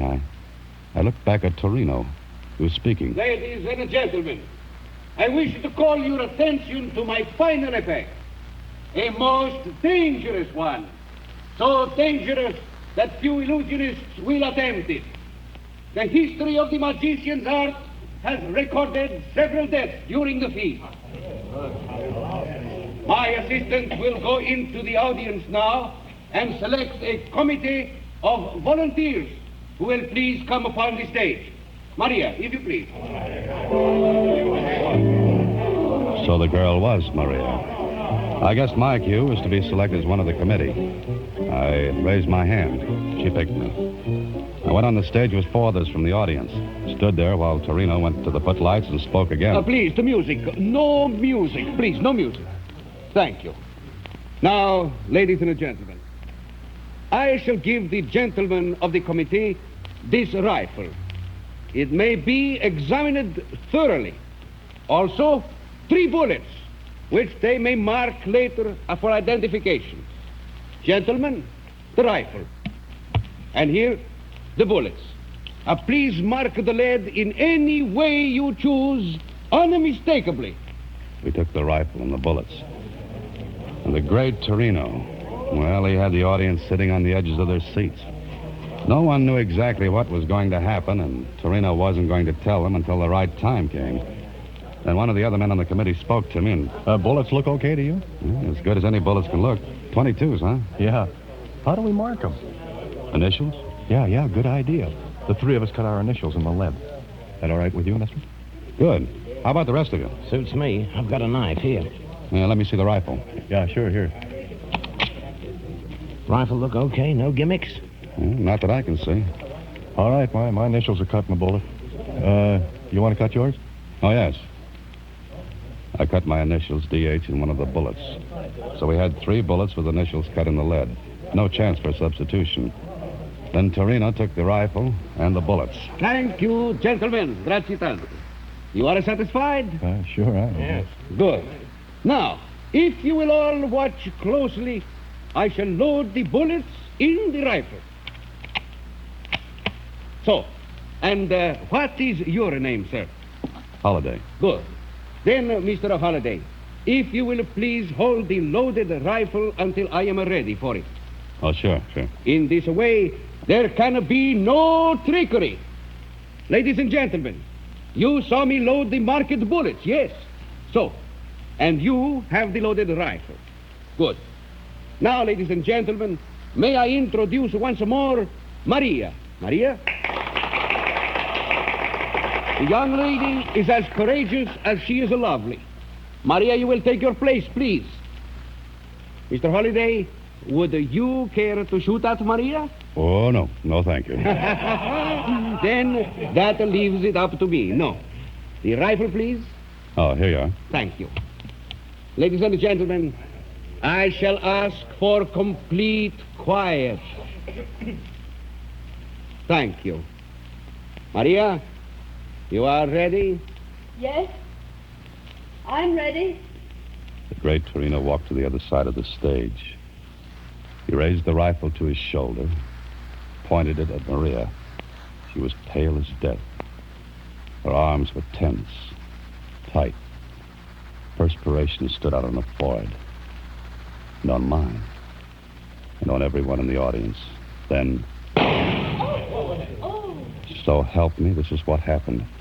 A bullet appeared between Maria's teeth. She let it drop to a plate she held in her hands, then... And 2 more bullets popped between her teeth and fell to the plate. No one in the audience moved. No applause, just that tense feeling. Torino walked over, took the plate. His hands never touched the bullets. I'll swear to it. He walked to me and the other 3 men with me, and... Gentlemen, you will please to identify the bullets, yes? This one. Initials T.G. That's me. Yeah, that's mine, all right. Thank you. And this one, K.R. Mine. Thank you. And the third, D.H. That's mine.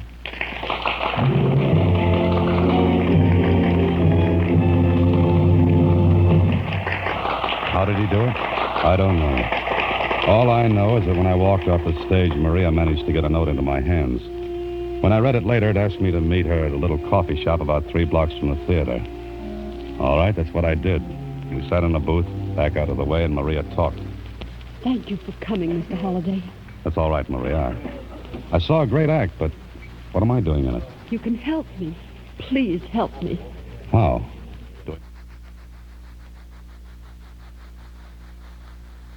More coffee? Didn't you hear me? Oh, sure. Sure, but I don't get it. You saw the act. The rifle trick. Yeah, it was great. Then you must see how easy it would be for Torino to kill me while doing it. Slow up a little, Maria. Let's start from the beginning. All right. You saw the other assistant. You mean the good-looking kid? That's Billy. I love him and he loves me. Then what's your problem? Torino. He hates Billy. And he hates me for loving Billy. Jealous? Insanely. Well, quit then. I will. After tomorrow night's performance. But why wait if you're afraid? I won't be afraid if you're there.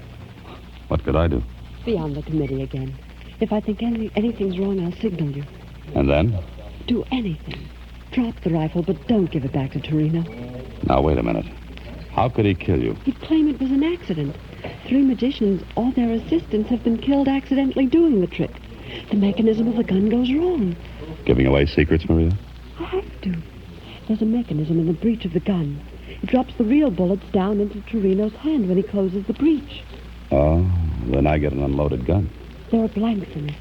The mechanism substitutes them for the real bullets. That's good. And he slips the real bullets to you. Yes, when he takes my hand to introduce me. And you slip them into your mouth. While the audience is watching Torino and the rifle. I see. Maria. Yes?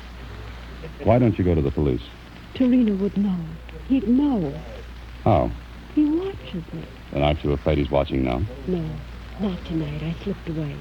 I don't think I could manage it again. Don't you see, Mr. Holliday, you're my only chance. I saw your ad in the paper, box 13. You mean the police would ask him questions, and he'd lay low until he got the chance to... Yes. Will you be there tomorrow night, Mr. Holliday? Look, I have a ticket for you here. The same seat. Please. Please. All right, Maria. I'll be there. Thank you. Thank you. And we'll try to keep the trick from being trumped by the great Torino.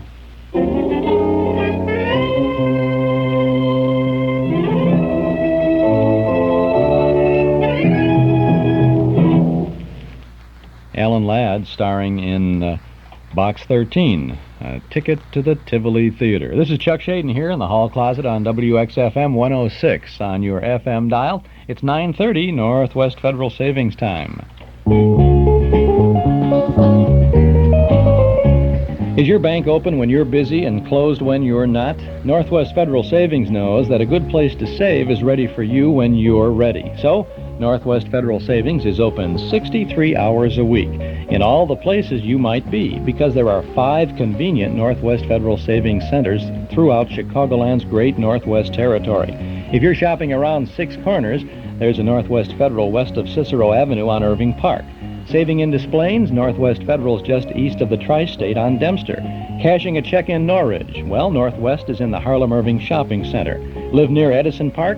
Save at Northwest just east of the train station. Looking for a loan in Arlington Heights? We're at Algonquin and Gulf. 5 convenient Northwest Federal Savings locations for all your savings needs. Open 63 hours a week to satisfy them all.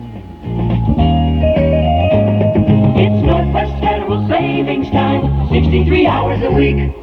And this is Chuck Schaden reminding you that tomorrow morning we begin our Hall Closet program at 7 o'clock. Join us every day, Monday through Friday, from 7 until 9. 2 hours of all of the good old radio shows, and we'll be here tomorrow morning. Tomorrow morning we're going to have a start the month right with Fred Allen. We'll have the G.I. Jive with G.I. Jill, and we'll have Spike Jones, Dorothy Shea, and Ralph Edwards on the Spotlight Review. So you probably haven't had a chance to see the new Betamax video recording system by Sony, have you? Why don't you pay a visit to Townhouse TV and Appliances? You'll get a complete demonstration of this exciting new way to watch television without obligation. The new Betamax video tape recorder lets you watch one show while you're recording another, and with the Sony automatic timer you can even record a favorite program or a special while you're away from the set. It's the all-new Betamax video recording system by Sony. It's so easy to operate that if you can operate an audio cassette tape recorder and an alarm clock, well, you won't have any trouble with the Sony Betamax. Visit Townhouse TV and Appliances at 7243 Touhy Avenue, just west of Harlem. The folks there will be pleased to demonstrate the Sony Betamax video recorder. A 10-minute pre-recorded cassette will show you all of the advantages, and positively no hard sell will come from any Townhouse representative. We just want you to take a look at this exciting new way to watch and save television. See it at Town House, open Monday, Thursday, and Friday nights till 9, Saturday until 5. Now let's get back to Allan Ladd on Box 13. And now, back to Box 13 with Allan Ladd as Dan Holliday. Well, it sounded like a great assignment. From the way the setup looked from where I sat, it gave the great Torino a perfect chance to kill Maria. I checked on Maria's story about the accidental deaths during the trick, and Jonesy at the Star-Times verified it. A smart cookie like Torino could fake an accident, and who's going to pin the black ribbon on him? Nobody. Okay, it's up to you, Holliday, to figure it out.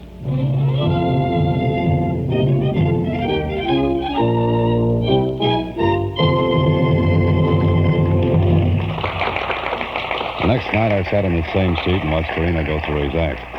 The trunk thing, still great, knocked the audience off their seats. Me, too. Couldn't figure it. But the big stuff was still to come, the rifle trick. I went on the stage, kept my eyes on Maria.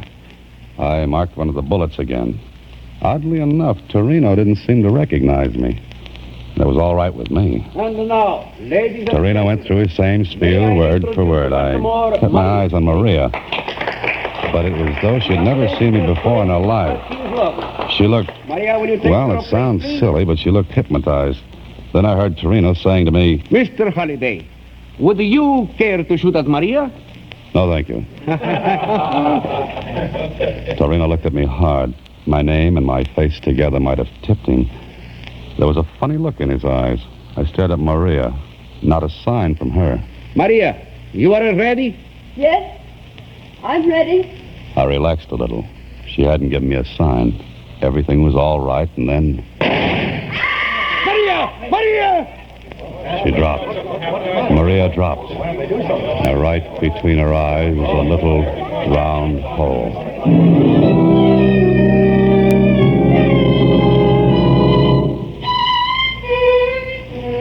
Look, Holliday.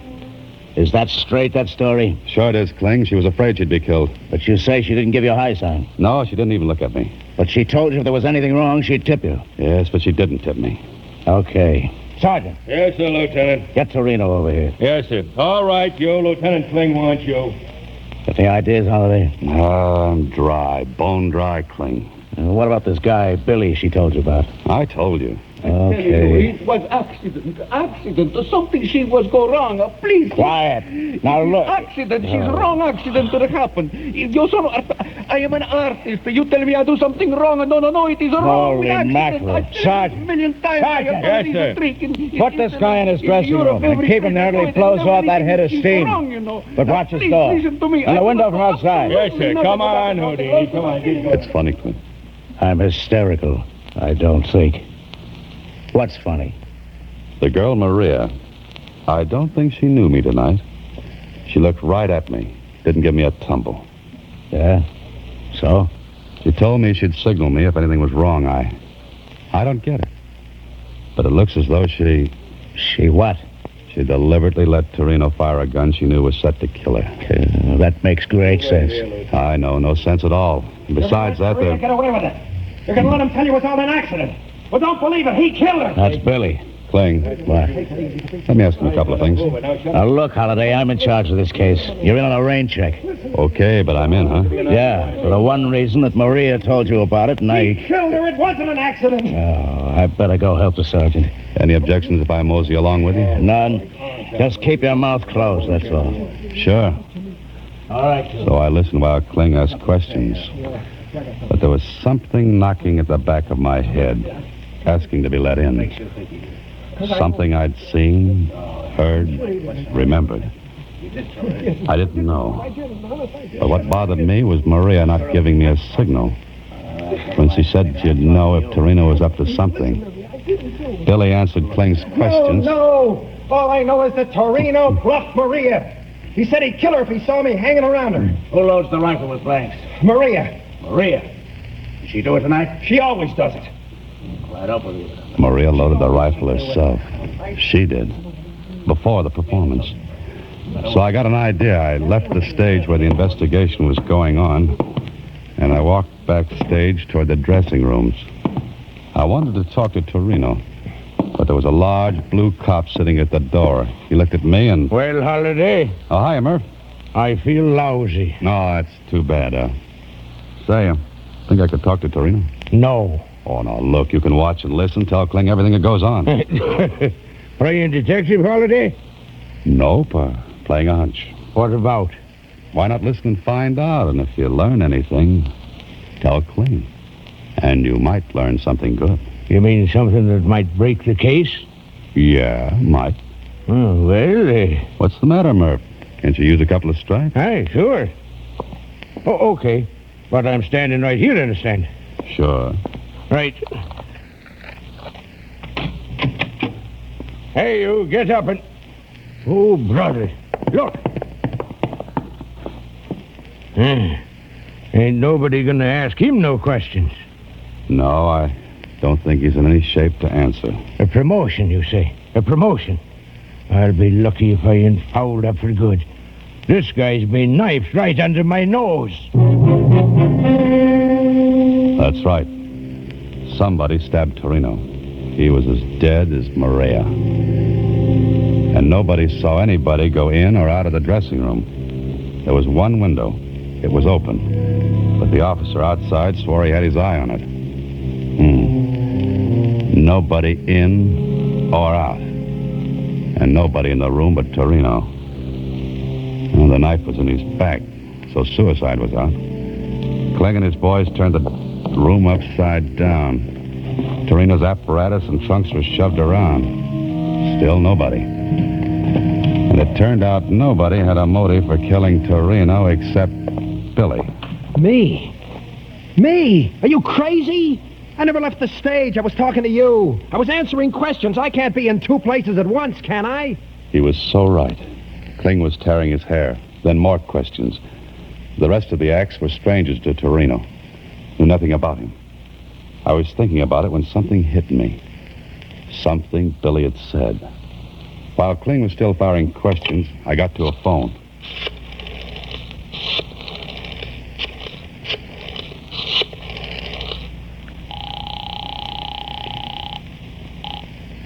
Hello? Oh, hiya, Kenny. Still running that private eye? Swell. Do something for me, will you?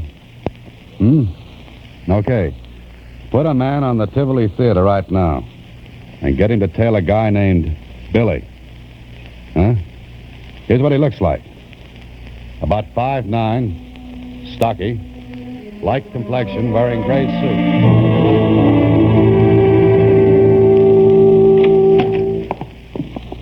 Good morning, Mr. Holliday. Hiya, Susie. Any messages? Uh-huh. The detective agency called. And what? What's the message? I wrote it down in shorthand. Here. Trail Billy in shoe. No, wait a minute. Terrible ink. I got it. To insurance company this morning. He placed claim for double indemnity policy for his wife, Maria Baker. Hey, wait a minute, Mr. Holliday. That's not all. That's enough. I'll see you later, Susie.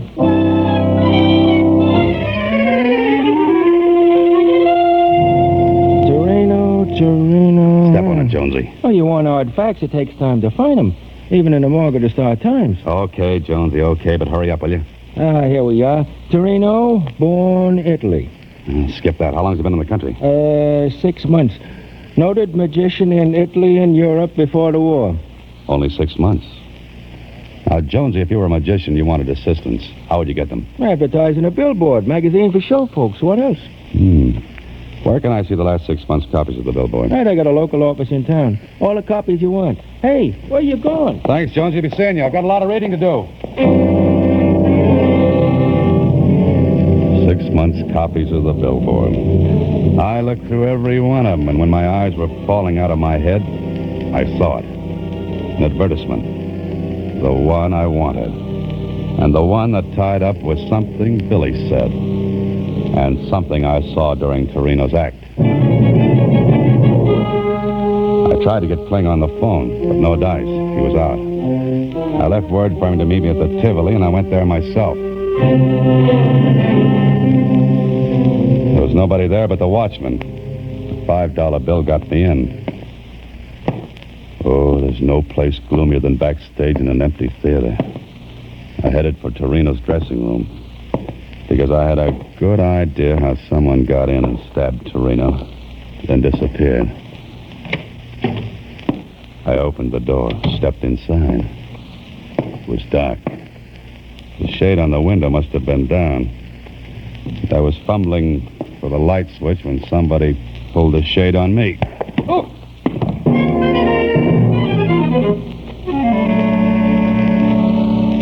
Got any idea who slugged you, Holiday? Yeah, Kling, I have. All right. Who? Billy, maybe. No dice. He didn't come near this place. We had a tail on him. You know about the insurance? Sure. But he couldn't have killed his wife because she loaded the blanks into the gun. Uh-huh. And the medical examiner's report on the bullet that killed her? What about that? 22. No initials on it? No, none. So it looks like this Maria deliberately planned her own death. It wasn't an accident. If it had been, the bullet in her head would have been marked.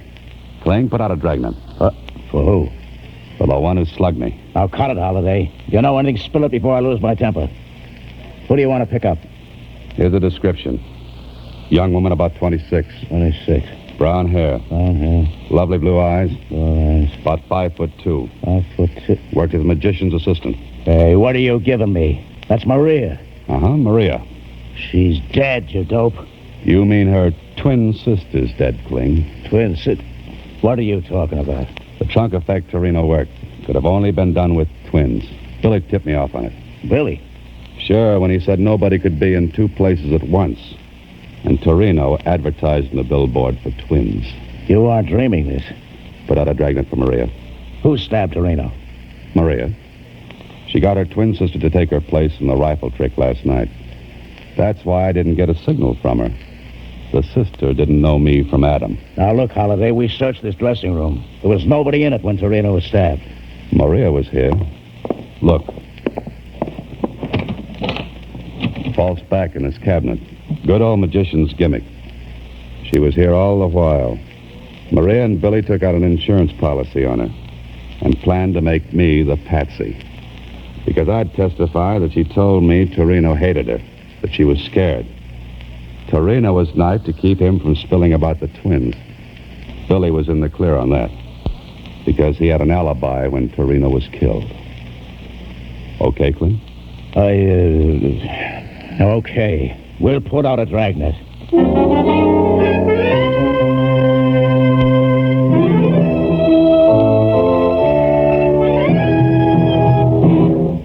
And they got her, Mr. Holliday? Yeah, Susie. They got her.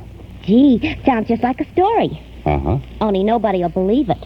Look, I've got a knot on my forehead to prove it. Well, does that make you hysterical? No, but I was just thinking. Don't be reckless, Susie. What about? I was just thinking, with that bump, you'll have to wear off-the-face hats for a while. You're a great help. Good night, Susie. Next week, same time, Allan Ladd stars as Dan Holliday in Box 13.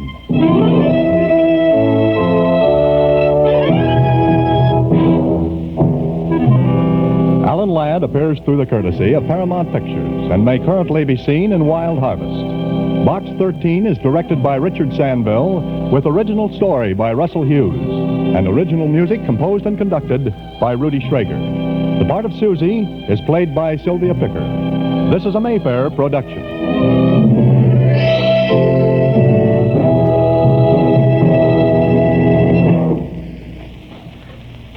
That's Allan Ladd, and that's Box 13.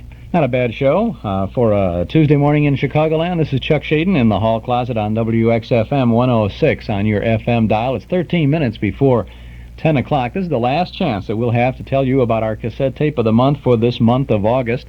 Tomorrow is September 1st. We'll be starting a brand new month. We'll have a brand new cassette tape to suggest to you for the month of September. And we'll have a brand new time slot for our program, too. Tomorrow morning, turn on your radio at 7 o'clock for all the good old radio shows. We'll be here at 7, and we'll continue for 2 hours until 9 o'clock.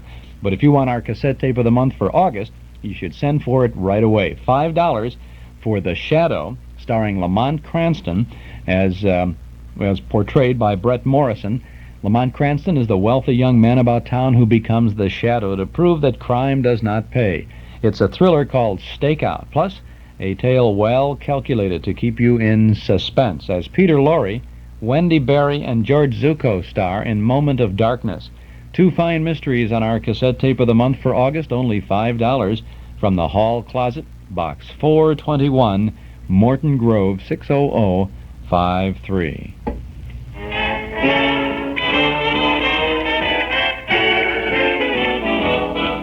Hey, Daddy, I want a diamond ring, bracelets, everything. Daddy, you ought to get the best for me. Hey, Daddy, geez, when I look swell in Staples clothes with one new label, Daddy, you ought to get the best for me. Here's amazing revelation with a bit of stimulation. I'd be great sensation. I'd be inspiration. Daddy, I want a brand new car, champagne, caviar. Daddy, you ought to get the best for me.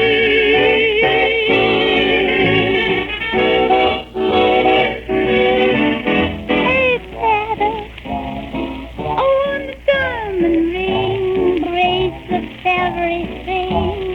Oh, Daddy, you ought to get the best for me. Hey, Daddy, when I look swell in Staples, clothes with self-written labels. Daddy, you ought to get the best for me.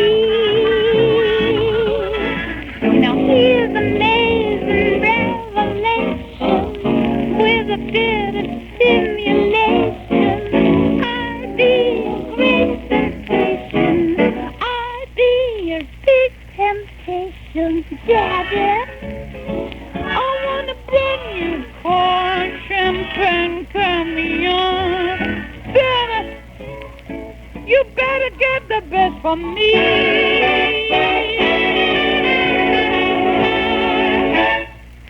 That was Gertrude Lawrence, recording from 1941, Daddy, I Want a Diamond Ring.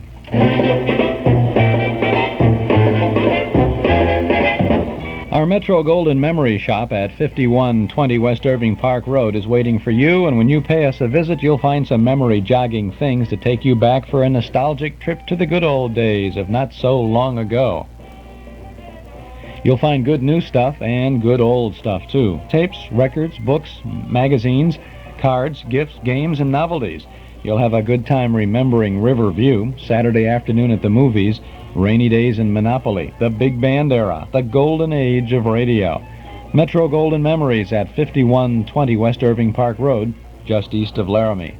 Come in and browse for a while. Our MGM shop is open Tuesday and Wednesday from 11 a.m. to 6 p.m., Thursday, Friday, and Saturday till 8, and from 1 to 5 every Sunday afternoon. Metro Golden Memories, a nice place to visit, at 5120 West Irving Park Road, 2.5 blocks west of Northwest Federal, just across the street from Nelson Hirschberg Ford. Metro Golden Memories, the MGM shop.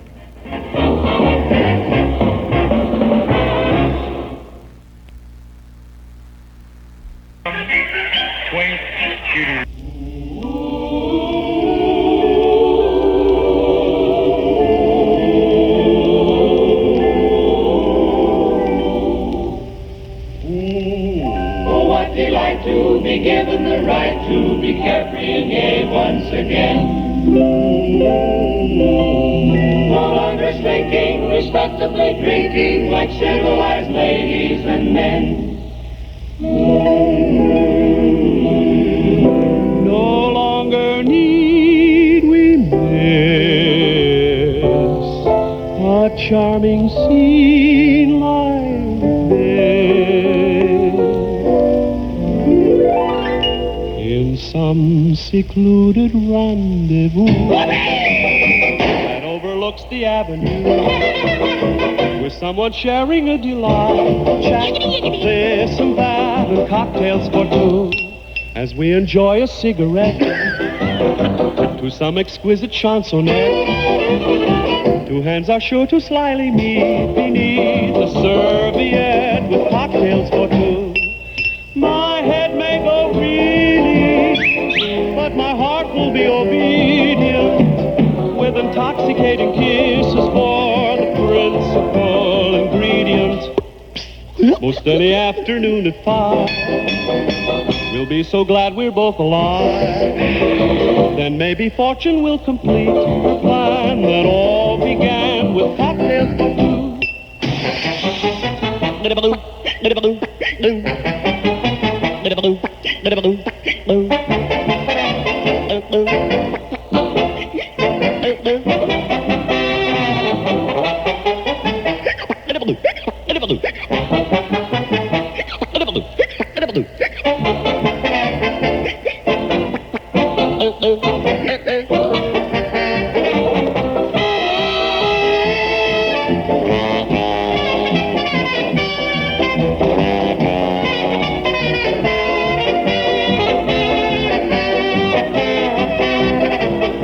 Most any afternoon at 5, we'll be so glad we're both alive. Then maybe fortune will complete her plan that all began with cocktails for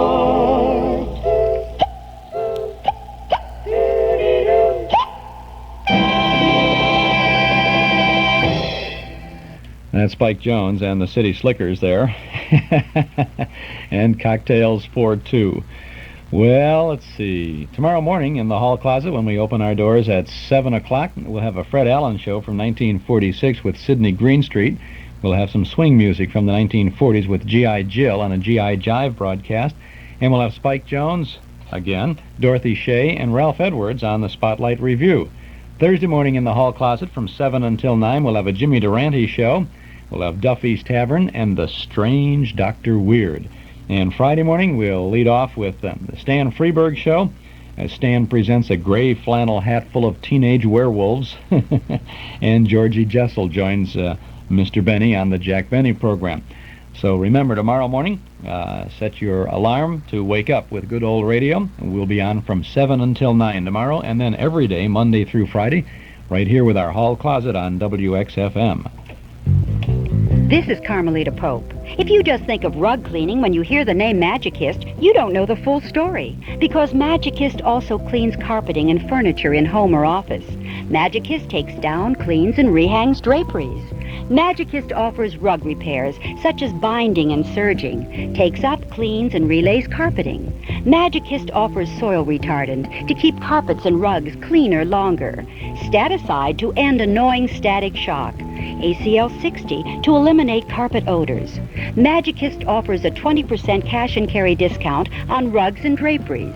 Magicist sells new and unclaimed rugs and offers Saturday service, commercial cleaning rates, and welcomes bank cards. Magicist wants you to know the whole story because it's a clean one the whole family will enjoy. See the white pages. Chicago phones 378-8600. Clean with Magicist and get your whole house Magicist clean.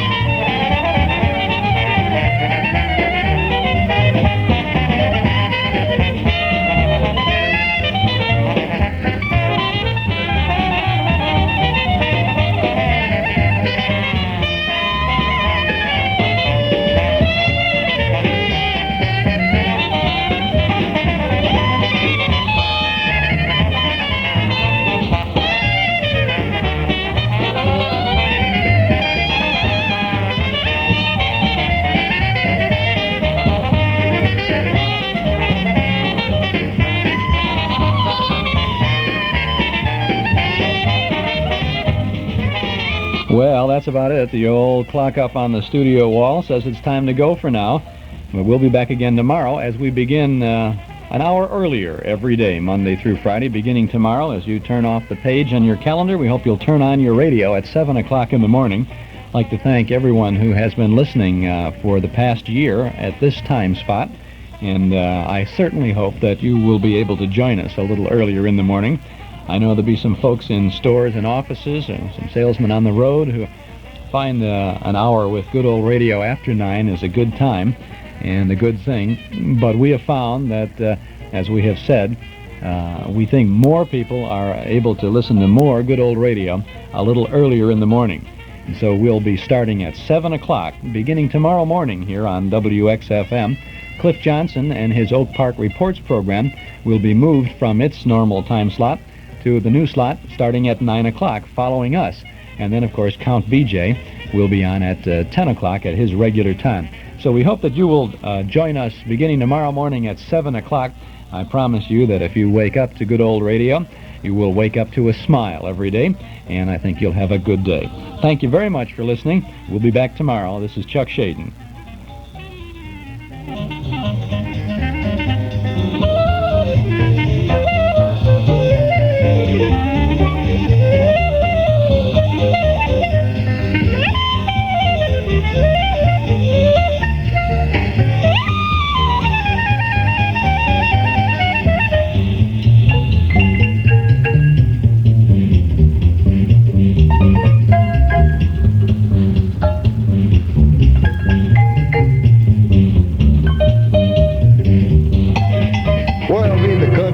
Are mighty happy, mighty proud to do it. Thank you, Billy Joe. Sir, we were afraid you would be too big to do it. Hey, we're all just folks, so give us a lowdown and we'll give you a song. Oh, you guys are okay. Well, first off, the Rockwell calculator is made by, Rockwell. That's so. What else? And, of course, Rockwell's a solid and reliable company. G7th minor chord. What else? Oh, can we get into many calculator models and prices? Why not? Of course, and handle the opening, and we swing into And we should definitely mention our Rockwell Model 64RD. It's the advanced slide rule with a scientific notation. Then we do that thing where I play my thumb. Go on. And this Rockwell calculator can do logarithmic functions and trigonometry, of course. Oh, is that right? Lou, you better get a zither for them things. And we do have the extra large green number display and those tiny little rubber feet that prevent creeping and sliding on... I got it. Here we go. You can't go wrong with Rockwell. They're really such a treat. They've got big green numbers and little rubber feet. That'll be $56,000. Next. In stereo at 106 from high atop Sears Tower, this is WXFM, Elmwood Park, Chicago.